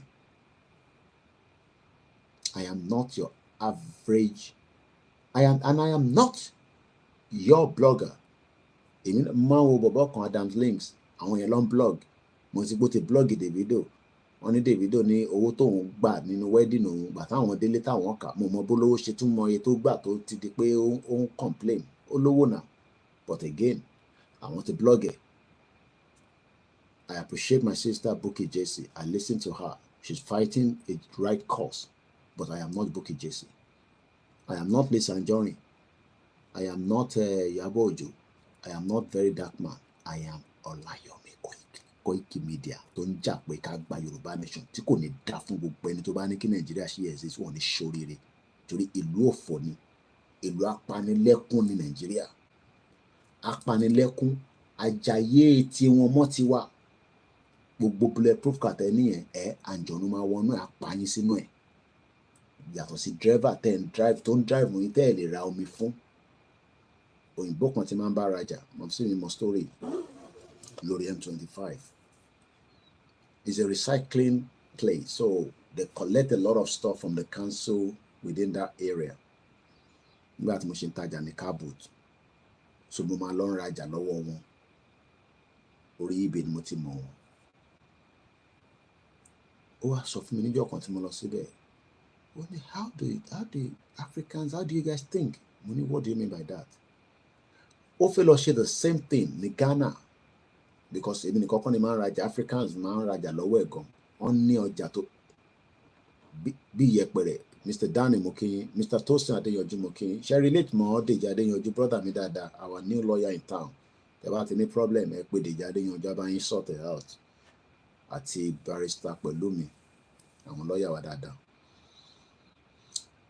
So wọ́n fẹ́ lọ process the same thing in Ghana, so wọ́n invite pé kó wá sí Ghana kọ́, just like everybody has taken one Oyinbo to Africa to do something, but it is a bastard continent tí kò ní kankan tó fẹ́ offer anybody yìí pé àwọn ló ṣì tí àwọn òyìnbó ṣì ń darí because àwọn òyìnbó ló ń darí gbogbo àwọn ṣẹ́rí gbogbo àwọn set àwọn tó wà nísìn pẹ̀lú Tinubu lórí burúkú àtàyè àtọ̀run ní gbogbo wọn pátá. Set tiwa àwa Gen Z àwa la lè gbẹ́sẹ̀ lé àwọn òyìnbó ìpé wọn ní ṣoríire fún ìyàtọ̀ fi wá jẹ. But ẹ bá ń dúró de Ruto ẹ ń dúró de gbogbo àwọn bastard àwọn leaders tó ń pera wọn ní leaders Africans, gbogbo wọn puppet àwọn òyìnbó ni wọn látòkè délẹ̀. Yàtọ̀ sí bí abíyá díẹ̀ nù àwọn tó ṣẹ̀ dìde nísìn àwọn bíi Burkina Faso àwọn bíi ṣé Niger àti Mali irú àwọn nísìn àwọn yẹn ti já lóòótọ́ military formation ló wà níbẹ̀ but it is still far better than olórí ṣé kò better ju democracy òfò tá à ń ṣe Nàìjíríà lọ. Ṣé democracy àní gbogbo wọn pátá ló yẹ ká kó sẹ́wọ̀n àti Tinubu ẹ̀wọ̀n ló yẹ kí gbogbo yín wà. Bomb bastard ẹ ti jáyé tí yín mọ́ ti wá àwọn bọ̀dé jọ gbogbo àwọn bastard yẹn ló ṣe àwọn lórí burúkú tẹ́ ní ṣó ẹ tó bá ní kí n má ṣe pé fún ọ pé o mọ̀ wọ́n rí kò ní da fún wọn náà ní ṣoríire. Bomb bastard ẹ̀yin ìka ṣé bó ṣe jẹ́ ká yérí lélẹ̀ láyé rí? Is that the way life is meant to be for us? Is that the kind of life we should be living on a daily basis? Táwa bá ní tá à ń fáwọn èèyàn tẹ́yìn bá ní ṣé gbogbo 30 million lẹ lè fún lówó? Ṣé kò foundation lè bọ́ gbogbo èèyàn? Mò ń béèrè ni o, ṣé ẹ̀gbọ́n wa tó ń ṣiṣẹ́ takuntakun Oríyọmí Hamzat ṣó lè bọ́ gbogbo àwọn tó wà ní Ìbàdàn? Ṣó lè solve gbogbo problem tó wà ní gbogbo 33 local government? Ẹ mọ problem tó wà nínú Ọ̀yọ́ state nìkan. Yes, ìbí ìtàn return to tẹ́yìn gbọ́ tèmi náà bá mú irú program yẹn èmi náà máa ní tráfíkì ó yẹ máa gbé problem wá ká máa solve ẹ̀. Mélòó mo solve láàrin local government ní Logun state? We're talking about a government that will work, a government that will serve the masses, a government that will identify with company kan pè mí lénìí lẹ́sẹ̀kẹsẹ̀. The first thing is, do you have the right to be in this country? Mo ní yes. Bí ṣe sọ pé mo ní NI kò tẹ̀ bẹ̀rẹ̀ kankan mọ́ because ó mọ̀ pé national security number mi nìyẹn. Because you will not be given one if you are not or tó o bá ní NI nílùú ẹ̀ á jẹ́ pé you are still an illegal immigrant. Èyí tó bá ti mú ẹ tán fún ẹ ní NI national insurance number contribution tiẹ̀ nìyẹn fọ́jọ́ iwájú sódà tó bá dàgbà wá lè máa sanwó fún ẹ. Gbogbo àwọn tí wọ́n sanwó fún pension àwọn ní pension àwọn olóṣèlú olè politician. This is Babatunde. Babatunde pọ̀ àbí bí àtẹ bá tún fún mi ní ọ̀nà dá name tí mo fi lè mọ̀ yín Babátúndé pẹ̀ má bínú sá ẹ káàárọ̀ àbọ̀rọ̀ mo yé nísìn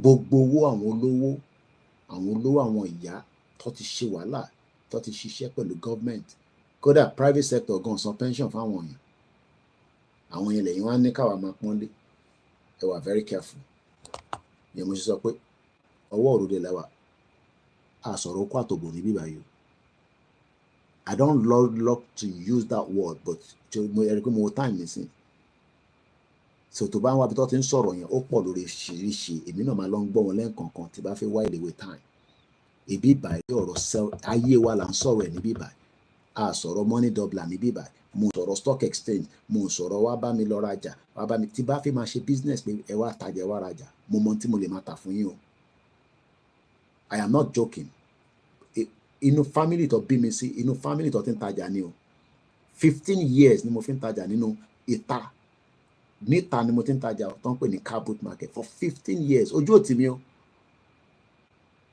because ojú ò gbọdọ̀ tẹni tó fi tajà o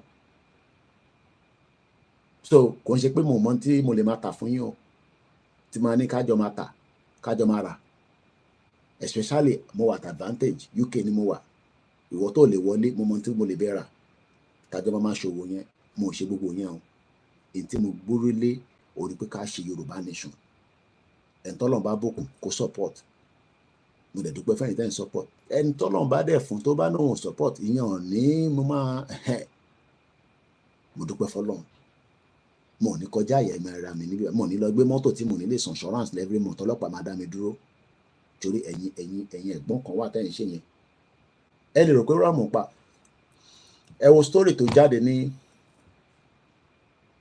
yes national insurance number UK national insurance number ọ̀ ní fún ẹ tó bá níwèé nílùú yìí o gbọ́dọ̀ níwèé kan tó fún ẹ it's not something that they give because tó bá ti fún ẹ wọ́n ti lock ẹ sínú system yẹn o fẹ́ máa contribute nìyẹn wọ́n dẹ̀ fi máa yọ kankan lọ́wọ́ ọ̀wọ́ náà. There was a story tí mo post ní Lambert àbá mo ṣe fẹ́ pick orúkọ ẹ̀rákùnrin yẹn o ọmọ Yorùbá ni driving fine there was a story that came out last week phrase lórí Google ẹni tó bá rántí story yẹn tí máà nìyẹn tí ọmọ orúkọ Yorùbá ni ní London bíbá ní ìkan náà council yẹn driving fine báwo mo ṣe fẹ́ proof story yẹn ti pẹ́ ó ti bí last week ni mo rántí. He was driving a car without insurance. Owó tó dẹ̀ ń gbà ń ṣòwò kékeré. Okay, mo kí n sá Mr. Babátúndé. Ẹ̀gbọ́n mi Fab ṣe pick story yẹn ní last week. One of the DG, bí a DG ni bí a director ni.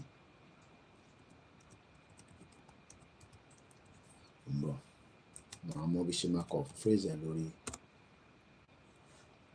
Then you're fine ẹ̀ kúrò. He was driving a big car, council bus. Ọmọ Yorùbá ni, orúkọ Yorùbá ni, Báyọ̀ Dòsùnmú ló ń jẹ́.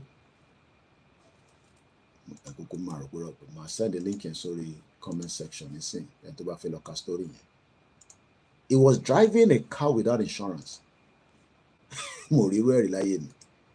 With the amount of money people like that are making. Link yẹn mo send yẹn. Ẹgbọ́ wọlé kẹlọ́ka mo máa kà síta nísìn fún yín. So when I'm here sitting down mo mọ tí mò ń sọ o.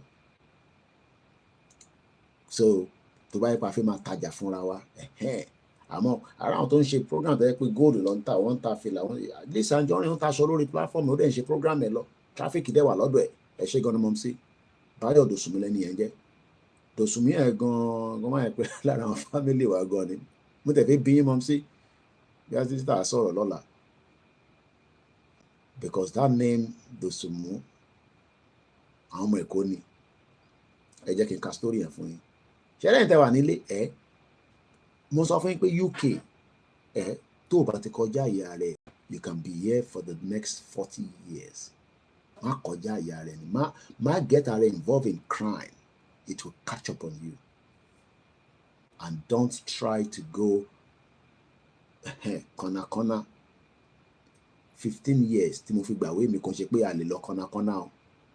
Mo mọ tí mo lè ṣe tí ìwé yẹn máa ti tètè jáde. Gbogbo àwọn tájọ lọ sí yunifásitì tèmi ò fi ṣe tán because èmi ò lè afford it. So bẹ́ẹ̀ ṣe ń afford the university ní sin máa ń wonder especially ẹ̀ tẹ́ ń bọ̀ láti Nàìjíríà. Mo ní business center ni. After my foundation dìgbà tó di first year tó ní kí wá san student international fee. Mo sá lọ ni mo ní ibo ni mo ti fẹ́ rówó yẹn. Láì ta drug ní UK. Àwọn ọ̀rẹ́ mi kan wọ́n dọ́gbọ́n sí o. Ó ti catch up pẹ̀lú wọn. Wọ́n dọ́gbọ́n sí. After years, ó catch up pẹ̀lú wọn. So ìbá jókòó sí bíbá mo mọ tí mò ń sọ. A ní Nàìjíríà ń ṣe country ń sọ pé country ni. Ibo ló ti jẹ́ country. Ìyẹn làwa gbé sórí bíbá. Ṣẹ̀yin tẹ́ wà nílé má jẹ́ kẹ́ni tó wà lábroad sọ fún ẹ pé wọ́n push anybody right wa là ń jà fún. Kò easy láti gbà ni. Especially tá bá sọ pé àfẹ́jà. So n ta lè ṣe náà ni pé ká máa fi ọ̀rọ̀ ká jọ máa fi educate ara wa. Ẹ jẹ́ ká ka story Báyọ̀ Dòsùnmú yẹn. Àyà yẹn á já pé Koiki lè tún ṣẹlẹ̀. Ẹ jẹ́ n fojú ẹ̀wọ̀n yìí. Òyìnbó pẹpẹ rẹ máa pè mí. Mo kí ẹ brother mi lẹ́ẹ̀kan jáyàjáyà. Ẹ jẹ́ lọ mú ẹ jẹ́ mo fi fojú ẹ̀wọ̀n yìí níbí báyìí kẹ́ lè rojú ẹni tí mò ń sọ. BBC Electros ibẹ̀ lẹ́ ń kówó yín sí. Ẹlòmíì má san TV license. Àmọ́ bí a máa lọ sí court bí ò ní lọ sí court. Tẹ́ bá ní kó bá jẹ́ pé àwa lẹ́sìn là ní ká support ẹni support wọn. Òun lélẹ̀ nísìn. Ojú ẹ̀ lélẹ̀. Sky News lélẹ̀ yàbí. Àwọn platform tẹ́ máa náwó sí náà nìyẹn. Gbogbo ilẹ̀ ní Sky nílé. Ṣẹ́ rójú ẹ̀. Ojú ẹ̀ nìyẹn. Ṣẹ́ rí pé very handsome man. Ó ṣe wá di pé ó ń drive mọ́tò ní London tí kò ní insurance yẹn ni mo ti understand. Ṣẹ́ rí. Story yẹn lélẹ̀ ni màá kà fún yín nísìn. Council boss charged with drug and driving offences. Nǹkan méjì ni wọ́n charge fún. Drug. Irú drug wo ni? Mo mọ̀ àfi tá bá ka story yẹn nísìn. Bẹ́ẹ̀ ni, because àwọn kan ní Koiki ń push yín. Mo ń push yín lóòótọ́. Bí ìyà ò jẹ gbogbo wa. Ìyà jọ ń jẹ gbogbo wa ní. Àtẹ̀tẹ̀ wà ní àtẹ̀tẹ̀ wà lábroad. Tí wàá kọ́ ni pé àwa ń fresh. Àárín kan jẹ. Kí ni mo jẹ sùn kí n tó lọ sùn nírọ̀lẹ́ àná? Bírẹ́dà tó mi ọbẹ̀. Ẹja kékeré gan mo fi sí. Mo dẹ̀ mú mi lé lórí. Tí wọn náà bá rí jẹ ní Nàìjíríà bẹ́ẹ̀ tó kọ̀ lè jẹ bírẹ́dà tó mi ọbẹ̀ tó dẹ̀ mú mi lé lórí. Kò bá jẹ pure water ni. That's okay, ṣíkẹ́ni. Bọ̀ ṣé gbogbo èèyàn ló lè jẹ́? Ṣé jẹ́ ká sáré ka story kí n tó wá play Jonathan Pie. Mo máa play fún yín kẹ́gbọ́n nǹkan tó sọ. Ẹ bá wa sọ fún Tinubu. Ọ̀rọ̀ Nàìjíríà tó ń lọ lọ́wọ́lọ́wọ́ yìí ó ti ń sùn, oorun yẹn ti pọ̀ jù. Ẹ bá wa tají ẹ̀yin tẹ́ mọ̀, ẹ súnmọ́ kẹ́ tápẹ̀ pé bàbá ẹ ti ń sùn. Ẹ má kí wàhálà dé ká tó lọ. And don't tell me you need second term láti break Nigeria. It doesn't need second term. You can do it right now. It has been done before. I told you that. Màdé lọ mú story yẹn tí bá lè push ẹ̀ jáde lálẹ́ mọ́ program tá à ń ṣe. 1 hour 31 minutes láti ṣe so far. Mo ò jí lọ anywhere. Voting ni màá lọ vote before 10 p.m. Lágbára Ọlọ́run. But 7 o'clock láàárọ̀ ní kẹ́ lọ tẹ̀ka. Labour làwa ń tẹ̀ka fún nínú ilé tiwa. Ní tó bá wọn èlò lè tẹ̀ fún. But Labour lè ní tẹ̀ fún. Torí conservative a gbọ́dọ̀ lé wọn lọ. Kí ni mo sọ? Conservative a gbọ́dọ̀ lé wọn lọ. 14 years àti wà enough. What is strangle gbogbo wa báyìí? Wà á gbọ́n ti Jonathan Pie tó sọ nípa wọn. Ó gba tèmi gbọ́ àbí? Tó bá róyìnbó wà gba tòyìnbó gbọ́. Wà á gbọ́ nísìnyí bọ̀. London Council boss ojú ẹ̀ lélẹ̀. Ẹ̀ ń tà ń sọ̀rọ̀ ẹ̀ nísìn. Arákùnrin òun là ń sọ̀rọ̀ wọn. Public figure ni. Ó ti wà ní news káàkiri gbogbo everywhere. London Council boss has been charged with a number of driving and drug offences. Báyọ̀ Dòsùnmú ẹgbọ́ position ẹ̀. Chief Executive of Lambeth Council o rò pé easy kan tó fi yàn jẹ chief executive ni kí ló ń fi drug ṣe kí ló ń drive offensive fún ẹ̀gbọ́n nísìn mo sọ fún ẹ pé UK kò ń ṣe Nàìjíríà ni lawless country tó lófin kò sófin kankan tó ń ṣiṣẹ́ má wàá parọ́ fún mi tó fi kan wà tó ń support anybody kò support is not supporting anybody. The only thing that can support is for us to have our own independent country and set up a system where everybody will be accountable for whatever they've done. Is a chief executive tí wojú ẹ̀ dáadáa rí pé handsome man ni táwọn obìnrin bá lélẹ̀ nísìn wọ́n gbọ́dọ̀ lè mú. Is a very handsome man. Ẹ má bínú ẹ̀ tẹ́ wà lórí ọmọ bí ẹ̀yìn rí dáadáa, but I'll post out his picture with the story again on the Facebook so that can know. And I'll do the same thing lórí community space wa lórí YouTube. Is a chief do you know? Let's find out. Okay, well, she cost of one anyway. How much they're earning? It's not a small money. Àwọn eléyìí ò earn per hour. Àwa là ń gbà per hour. Àwa oníṣẹ́ mania jobs. Kasha àti rí nǹkan kan ṣe £11.40, £11.40. Àwọn eléyìí ti kọjá stage yẹn. That's why we said that, you know, there are many Yoruba people that are doing very well. Bí àwọn ti gbọ́ nípa Yoruba nation, I don't know. Bí a ti sọ fún wọn tẹ́lẹ̀ mi. Let's find out what he has done. Bayo Dosunmu, the chief executive of Land Council, was arrested in Westminster area on Sunday after allegedly failing to stop at the scene of an accident. How many of you let it commit a crime kékèké ní Nigeria? You just drive off. Ẹlòmíì ti fi mọ́tò pààyàn. Drive off. Hit and run ló máa ń pè yẹn. Hey, ó ti pa o. Ta ló pa? Mọ́tò yẹn ti sá lọ. Irú ẹ̀wà báyìí ni mo máa ń wò pé okay, where is the CCTV so that we can use CCTV wo. Ṣé nínú darkness? He failed to stop at an accident scene because ó mọ consequence. But kò lè sá lọ because kò ń ṣe Africa ló wà. He lives in UK where there's camera everywhere. Èmi gan tí mò ń jáde lójoojúmọ́ gan mò ń record mò ń camera and it's a public space. Nigeria, why are you cameraing us? Don't camera me, weary. In UK, you have the right. It's a public space. Inú ilé ẹnìkan ló lè fa curtain so that you can camera ẹ̀. Tó bá ti wà níta, má camera ẹ̀. Má camera ẹ̀. Sọ pé kí má camera ẹ̀ kó gbé mi lọ sí court. Bomb bastard. Bayo Dosunmu, Chief Executive of Lambeth Council, Lambeth, was arrested in Westminster area on Sunday after allegedly failing to stop at the scene of an accident. He was also charged with possession of a Class A controlled drug, driving over the alcohol limit, and driving without insurance. Ṣẹ̀rí gbogbo ẹ̀sùn tó kọ́ àsìn lẹ́sẹ̀. How many of you let him mọtí yó ní Nàìjíríà? Mo ṣe wà in control. Àwa bá mu Guinness mẹ́fà ṣe wà wèrè. How can you drink 6 Guinness bottle and you say you are still in control? You are not in control. And these, Mr. Larry Ayinde, Bayo Dosunmu has been Lambeth Council on £190,000 per year. Next week, he was expected to perform the duty of a returning officer for 4 constituencies. £190,000 ló He is only 46 years old. Kò need láti ṣe yahoo. Kò need láti lọ forí èèyàn ṣẹ̀ṣó.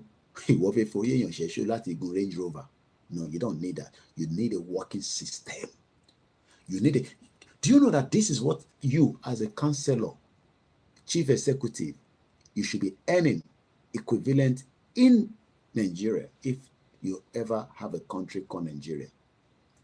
191 local government in Nigeria, they are as useless tissue paper no toilet me or better than council. And don't even come and tell me Lagos State has a council that is working. Mo kí Mr. Bello Ismaila, good morning. Aago méjì ló ṣe fẹ́ lù tó ń bá ń kàn yẹn lọ sùn tí kàn wá àṣẹwọnú ètò ni. Do you understand what I'm saying? Apart from pé máa yí ìṣe tó ṣe 46 years old, ọmọ 46 years old, ó earn 190,000 pounds. Mo kí ẹ dáadáa sísítà mi, Yorùbá wọn dùn lẹ́nu tó. Máa ń sáré fi lọ wo program wọn Àṣàkẹ́ TV show. Ẹ lọ bá wa fọwọ́ kún wọn. Àwọn ọmọ bó ṣe ń ṣàwọn tó máa sọ àwọn èdè kan tó yẹ pé orí à máa wú ọ̀dọ̀ tí wọn láti ń kọ́ Yorùbá. À ń sọ̀rọ̀ nípa arákùnrin kan ní mo mọ̀ gbà bí ẹ ṣe wọlé níyà mi tó kọ́ yẹ kẹ́ sùn torí time zone yàtọ̀. Ṣé rí bàbá tẹ̀ ń rí sà mà ìyá mi Àṣàkẹ́ TV show.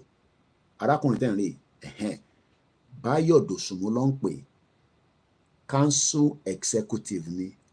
Wọ́n ní níbi tó ti fi mọ́tò tó fi commit crime kan kò wá dúró ọlọ́pàá ti arrest ẹ̀. Wọ́n wá arrest ẹ̀ lásán fún iṣẹ́ yẹn. Wọ́n ní wọ́n bá class A control drug lọ́wọ́ ẹ̀. Ó tún drive mọ́tò ó wakọ̀ ó ti mọtí yó over the alcohol limit. Ọmọ Yorùbá lá ní mo wà òkè ó ti mẹ́mu yó bí wèrè á sì tún drive á fi tiẹ̀ kó bá ẹni tó wà lójú títì.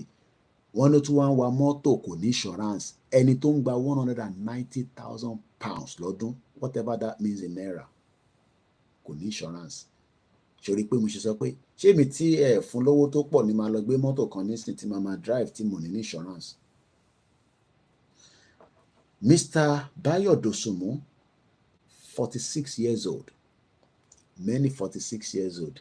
Ó mi báyìí 46.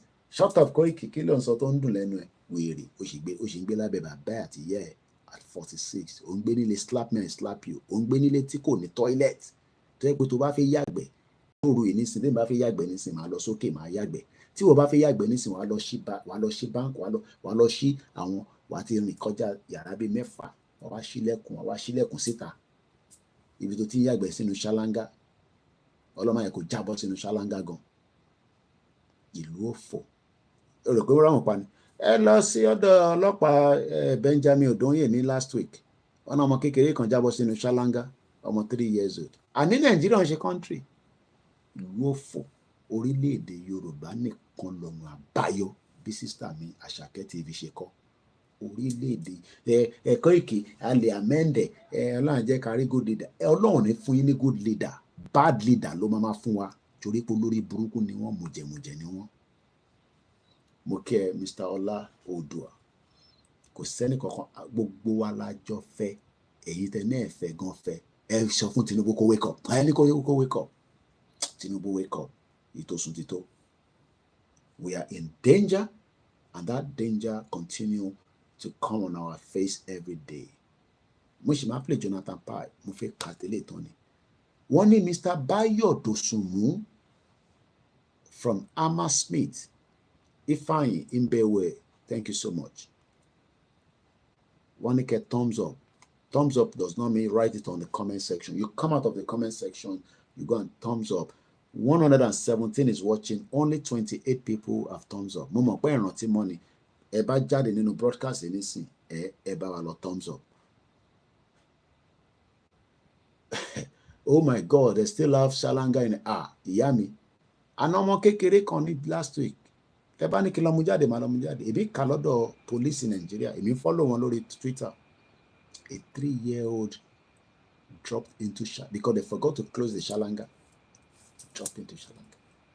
Kò tẹ̀ ṣe máa sọ rárá. Nigeria is a crime scene. Shalanga Shiwa, thank you so much. Ifeanyi is watching me from UAE. Appreciation to you. Thank you so much. I just started renewing your visa work permit in UAE. I know some of you are lucky, while many are not lucky. May God continue to be with every single one of us wherever we are around the world. Yes, there's still Shalanga being used in Nigeria. A 3-year-old dropped in it last week and he died. Let's focus back on this Bayo Dosunmu. Mr. Bayo Dosumo, 46, from Hammersmith, is now due to appear at the Westminster Magistrate Court on the 1st of August. He dares not attend. He dare not attend. He must attend. And he also have the right. And he's still not guilty. He's still, until he's found guilty, he's still innocent. Even though police have put, he can still go to the court with a good lawyer and win the case. That is how law works. Even with all this offense, that is what the police are saying. They have good lawyers, people like these, that can twist things around. Lawyer, yes, innocent until proven guilty. Even with all this offense, trust me, you can get Eshegon Peter Pan. I don't know, you're there with me quietly. Thank you so much. And I love you, I appreciate you. And all our Biafra, we love you, we appreciate you all. Many innocent people are in Kirikiri right now. They've abandoned them. They've even forgotten about them. Nobody condones a crime. But like I said, right now he has been charged. He will be appearing at the Westminster Magistrate Court. And if I have the time, backup team, Eba me not today, I might attend that court, because that's the same court that the Zani was brought to. I will go there. It would appear at the court. And we don't know what will be the end until there. According to the council spokesperson, says an interim leadership arrangement has been put in place. They are out to take him off his role. Because, I mean, he has been alleged with drug class A, controlled, no insurance, driving over the speed limit, over alcohol, he has also been charged with possession of class A controlled drug, driving over the alcohol limit, and driving without insurance. 3 different crimes. Do you know that if this was Nigeria,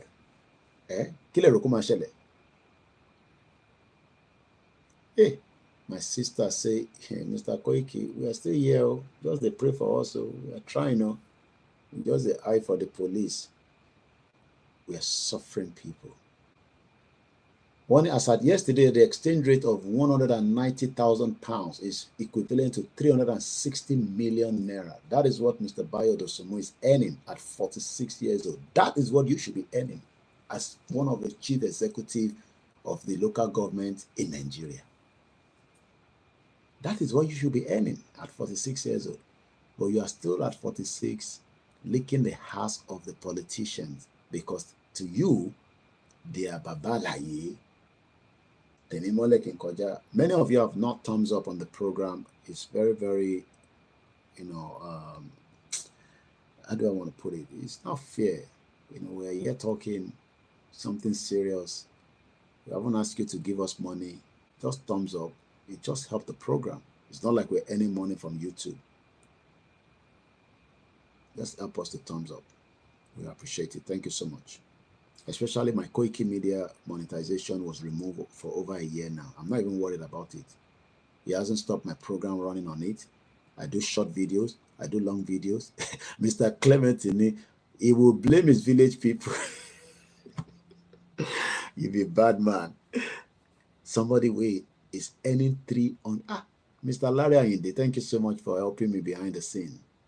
As at yesterday, 190,000 pounds a year job of Mr. Bayo Dosumo is equivalent to 360.647.01 million naira at 46 years old.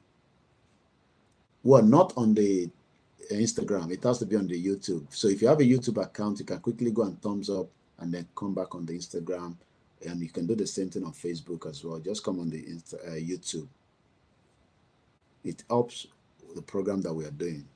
So you can see that if Mr. Bayo Dosumo was in Nigeria, what do you think would happen? Will there ever be justice? Can anybody stop him for drink driving? Somebody that is earning 360 million.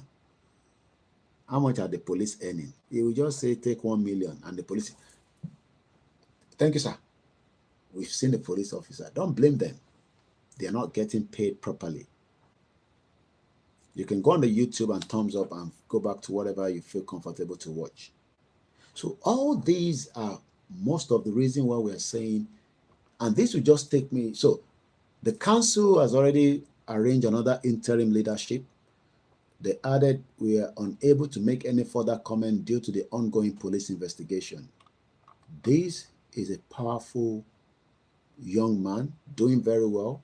Thumbs up does not mean type it on the comment section. You go out and thumbs up because sometimes people say thumbs up. Oh, you're Koiki, thumbs up. No, you come out of the program on the comment section, you will find it there, your thumbs up. So let's move swiftly. We are still in the program and we are pleading. I know it's not something that most of you want. We are pleading with President Tinubu to look into the current state of things and ask himself whether Nigeria is still holding at the center. Now, let's listen to Jonathan Ross. Why am I saying Jonathan Ross? Jonathan Pye. And listen to how this man spoke about the conservative government. And I'm not here selling Labour or conservative. We all have right to whatever we believe in.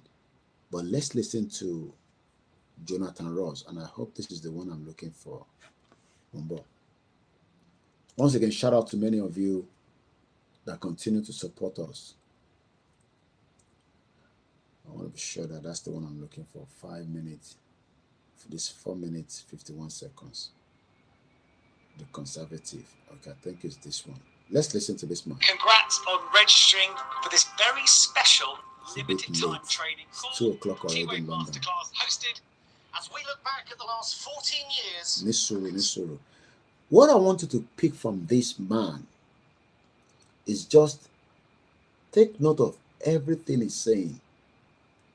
You don't have to buy into it, but imagine that it is Koikimedia, Lonsoroba, even though we will not all speak the same way. So let's listen to him. I try not to make the voice too much because my neighbor and the family in the house. But I hope you can hear it. If you can hear it, please help me put it yes in the comment section. Conservative rule. As we look back at this gaggle of obdurate, arrogant, stubborn, unrepentant, heartless, self-serving bunch of arseholes who have spent the last 14 years trying to keep their useless, megalomaniacal political party together while sleepwalking the country into a kitchen blender. 14 years, 5 prime ministers, 7 chancellors, 8 foreign secretaries, 13 culture secretaries, one of whom was Nadine Dorries, a woman so stupid she thinks Channel 4 is a brand of perfume. 8 home secretaries, including grinning exorcist doll Priti Patel, Sajid Javid, James Hilarious Rape Jokes Cleverly, and far-right pin-up Suella Braverman. Twice, a woman who says multiculturalism has failed, even though her, Patel, Javid Cleverly, Sunak, Kwarteng, Zahawi, Badenoch are proof that even if you do have brown skin, you too can become a vicious, festering, regressive, lying, greedy, nasty, eye-wateringly wealthy, but morally bankrupt cunt. No fewer than 16 housing ministers, which explains why the UK is the most difficult place to find a home in the developed world. In 2000, a home cost 4 times the average salary. Now it costs 8 times the average salary, and workers are 11 grand worse off a year after 15 years of almost completely unprecedented wage stagnation. We've gone from 29 billionaires to 177 billionaires, whilst the working classes endured crippling austerity. The highest taxes in 70 years, lowest corporate taxes in 50 years. The rich are richer and the poor are much poorer, and your average high street is boarded up. We've endured David Cameron's hubris, Theresa May's chaos, Boris Johnson's lies, and Liz Truss throwing £30 billion of your money down the shitter. £100 billion in lost trade due to Brexit, £40 billion in lost tax revenues due to Brexit, whilst our farmers and our fishermen were sold down the river. The worst trade deficit since records began, and our national debt is now at £3 trillion.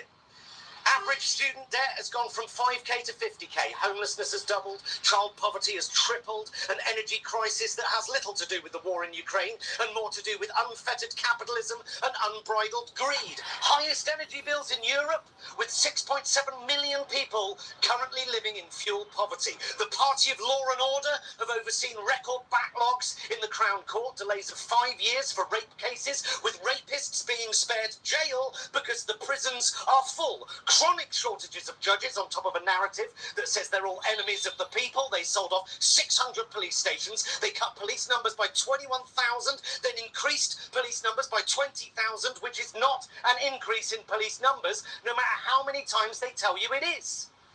Highest train fares in Europe, lowest state pension in Europe, longest waiting lists in NHS history, a nation with rotting teeth and people being hospitalised with malnutrition and scurvy, billions of taxpayers' money wasted on PPE contracts for their rich mates, and they let the bodies pile high and killed tens of thousands of pensioners during the pandemic, and then they lied about it. They cut our armed forces, they closed and sold off our fire stations, they closed, then sold off our libraries, they didn't build those 40 new hospitals, and they forced councils into bankruptcy. They wasted billions on HS2. They voted to allow bankers to have unlimited bonuses. They allowed BP and Shell to steal our oil and gas reserves without paying taxes, whilst Norway, of course, went the other way and has a sovereign wealth fund of over 1.6 trillion. And record amounts of our tammies and turds are being churned into our rivers and oceans by our privatised water companies. Windrush,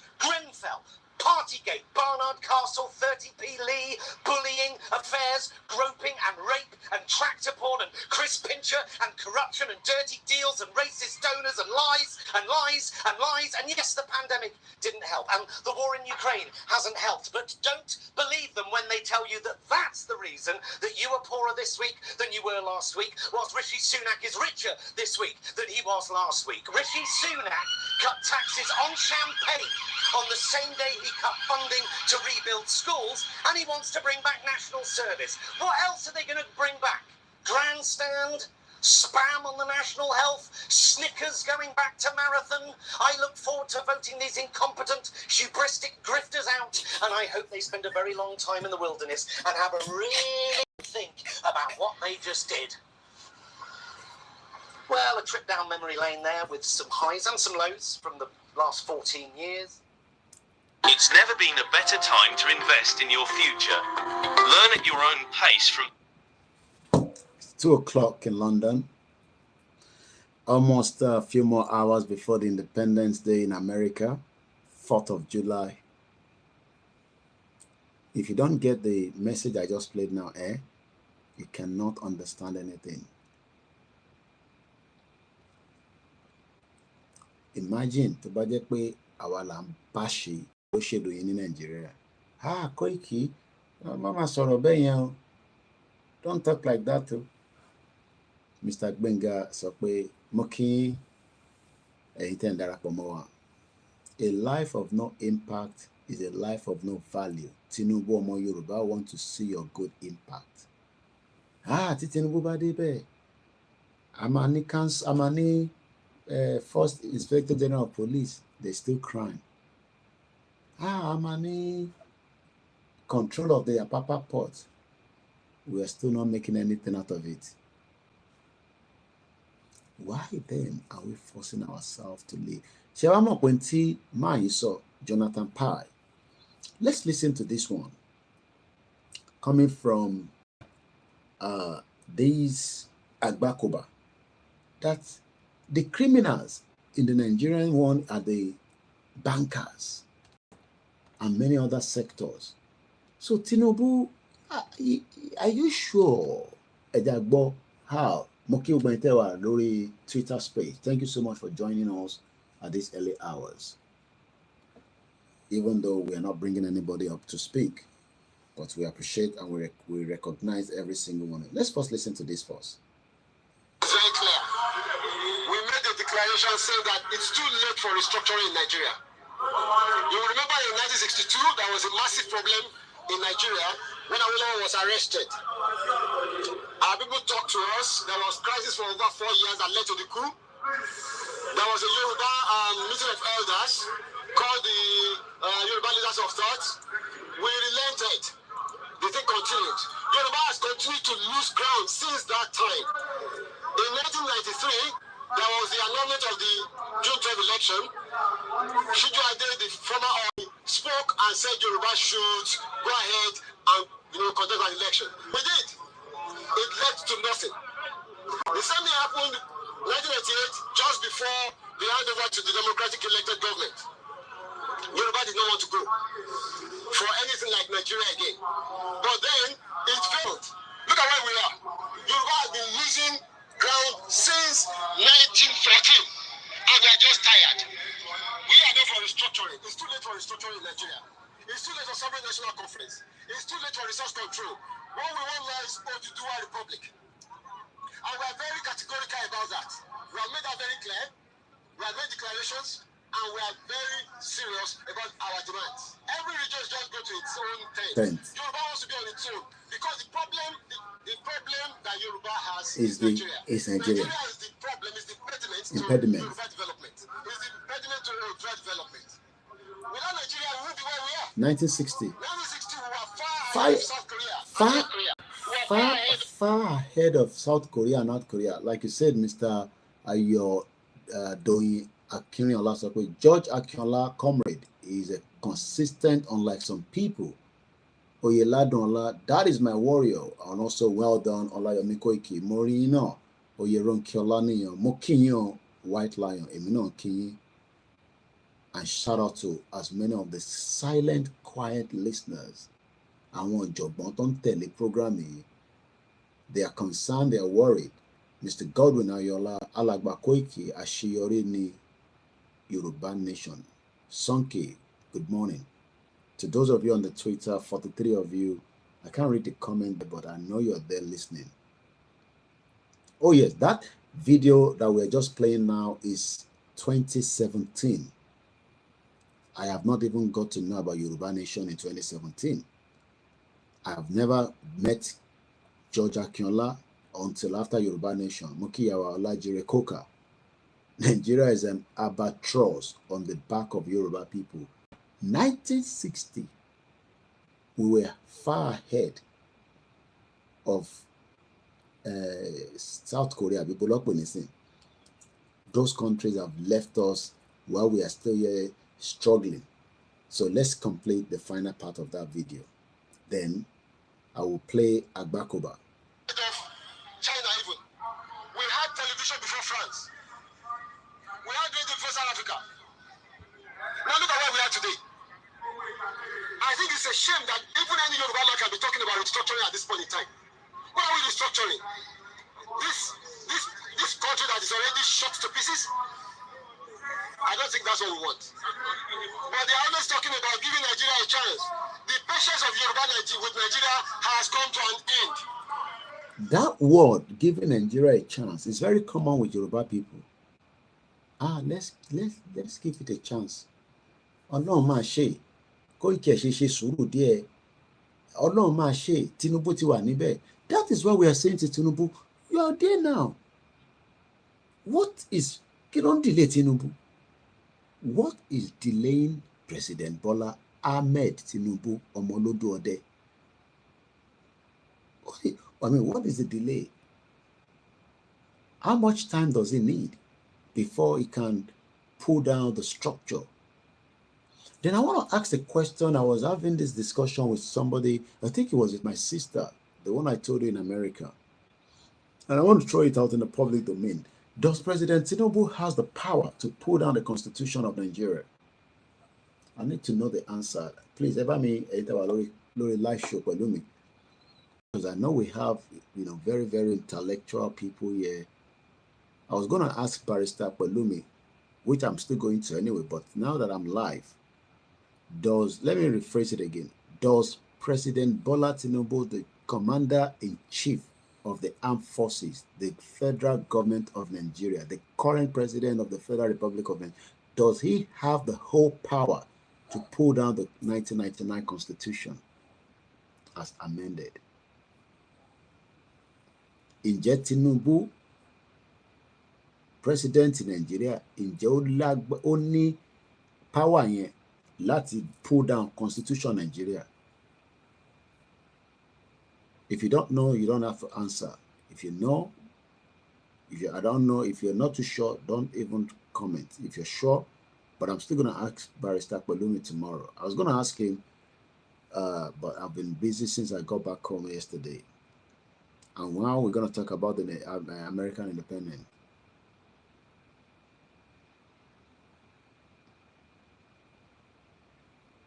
All right. Don't worry, I'll find out from the lawyer tomorrow. I have Barrister Pelumi's number.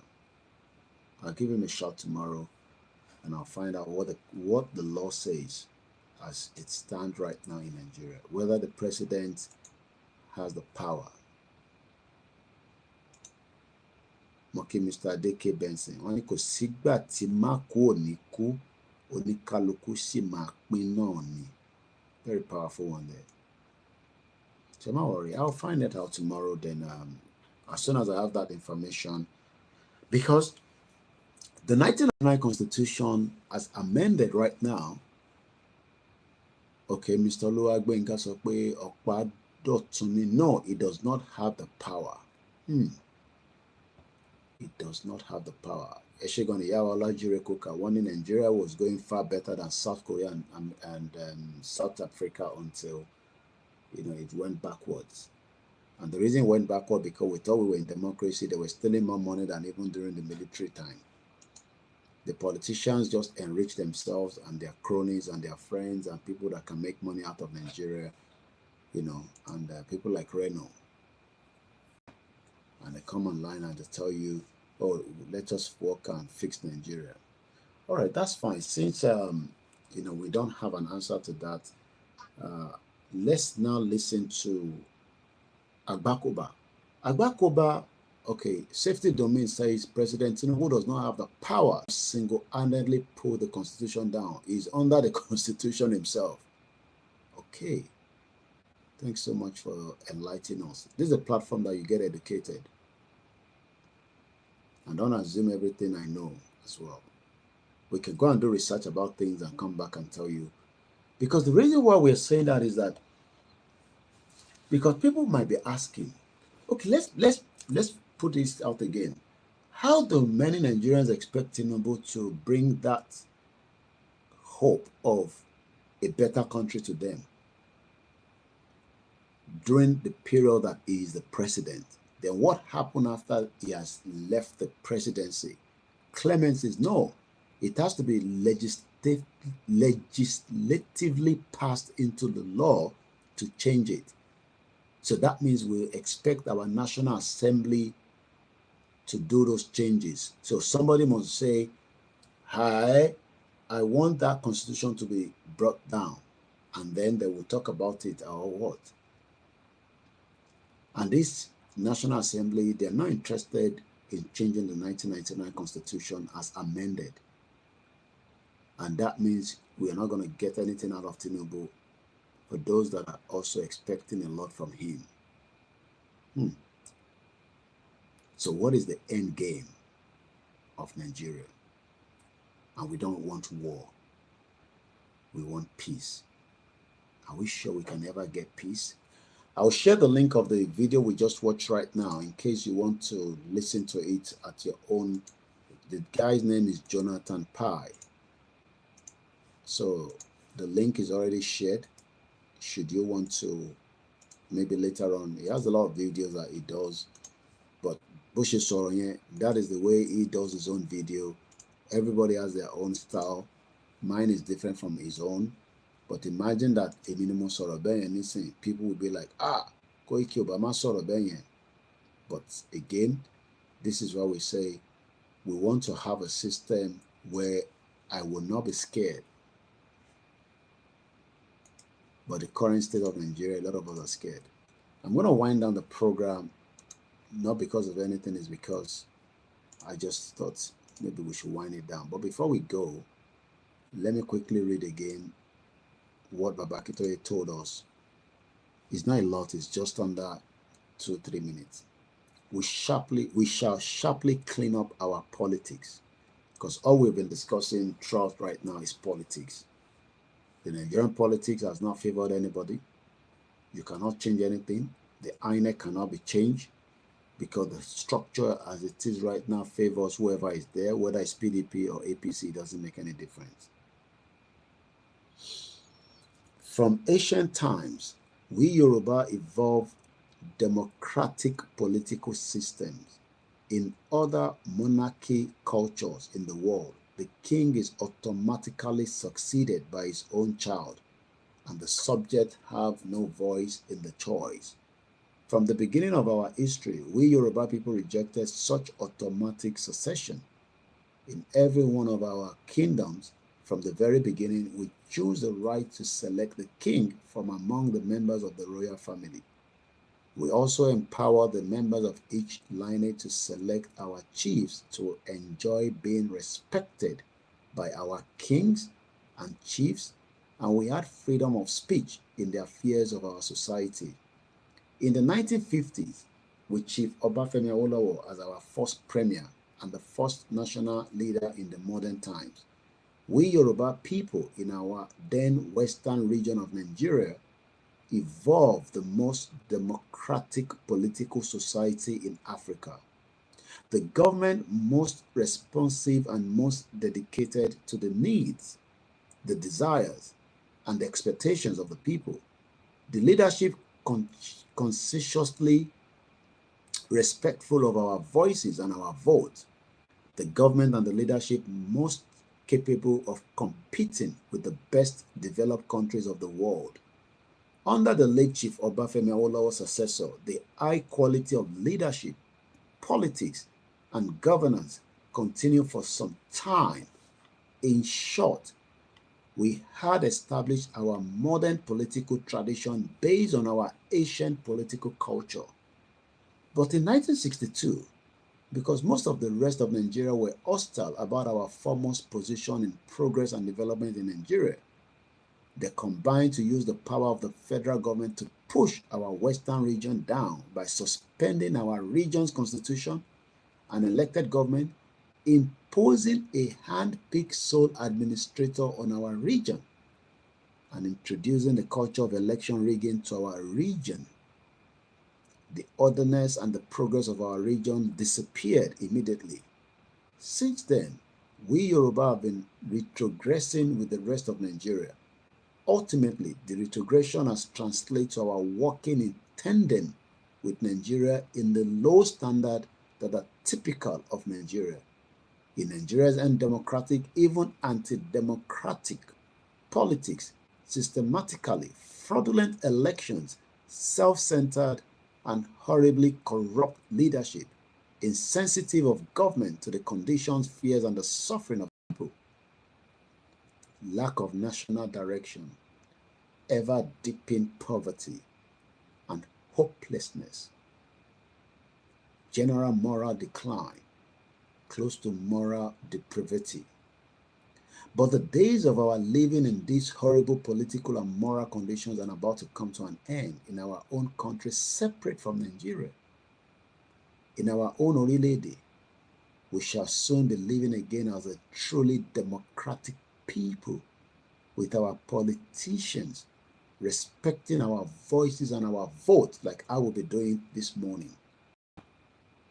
Nobody dares intimidate anybody throughout this election in UK. That is exactly what we want. That is how the system is meant to work. Great Yoruba Nation, good morning. But unfortunately, the Nigerians in UK that will be going out tomorrow to vote are telling you to pray for Nigeria, where your votes will be intimidated, burnt ballot boxes, killed, smashed, even in front of the international community because they care less. It doesn't matter how much report. Ban them from coming to UK. There's so many other countries that want to welcome them, especially Dubai, the United Arab Emirates. Our voices will never be heard should we remain in Nigeria. There is no amount of election every 4 years that will turn things around. There's nobody that can pray for Nigeria anymore than to pray for your own people to become able to exit Nigeria. Nigeria is a crime scene. It remains a crime scene. That is what the British knew by forcing people that do not speak, understand, have same ideology, completely different in the ways of life, and ask us to go and stay together in the National Assembly while they are all creating wealth for themselves. Myself and you are here fighting each other for stupidity. That is how I'm going to leave it this morning. I hope you've learned one or two things during the program. If you are still one of those that are feeling uncomfortable with Yoruba Nation because you are not sure of one thing or the other, you don't have to be sure of anything. But one thing is, your sureness on Nigeria will not make any more impact. Nigeria is dead and it is going into a funeral state. We're going to have a wakekeeping for it, and we're going to put it underneath, and it will not exist again. How soon is what we don't know. You know, sometimes people die and we keep it in the mortuary. So we're keeping Nigeria right now in the mortuary until we are ready to bury it. And when we're ready to bury it, yourself, me, and every single one of us will buy uniform, we will buy equipment, whatever food that we want to eat, and we will force it underneath the soil. And then the new children will be born. That is what is going to happen. It is loading. Prepare your mind. The end of Nigeria has come. I will not play the last video, but I will play this one that reminds us that it was a legend and it will still remain a legend forever. And after this, I'm going to recite the anthem and I say good morning.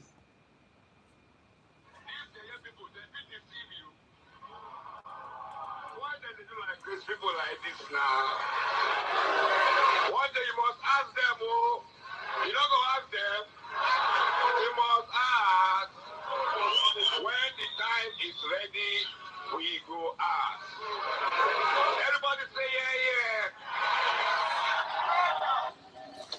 Iṣẹ́ wa fúnlẹ̀ wa, forílẹ̀ ibi wa, ká gbéga, ká gbéga, ká gbéga fálérí. Ìgbàgbọ́ wa ni pé bá ti bẹ̀rù làbọ̀ mọ́, ká ṣiṣẹ́, ká ṣiṣẹ́, ká ṣiṣẹ́, ká jọlá. Ìṣọ̀kan àtòmìnira ní kẹ́jẹ́ ká máa lépa, tẹ̀síwájú fọ̀pọ̀ ire àtohun tó dára.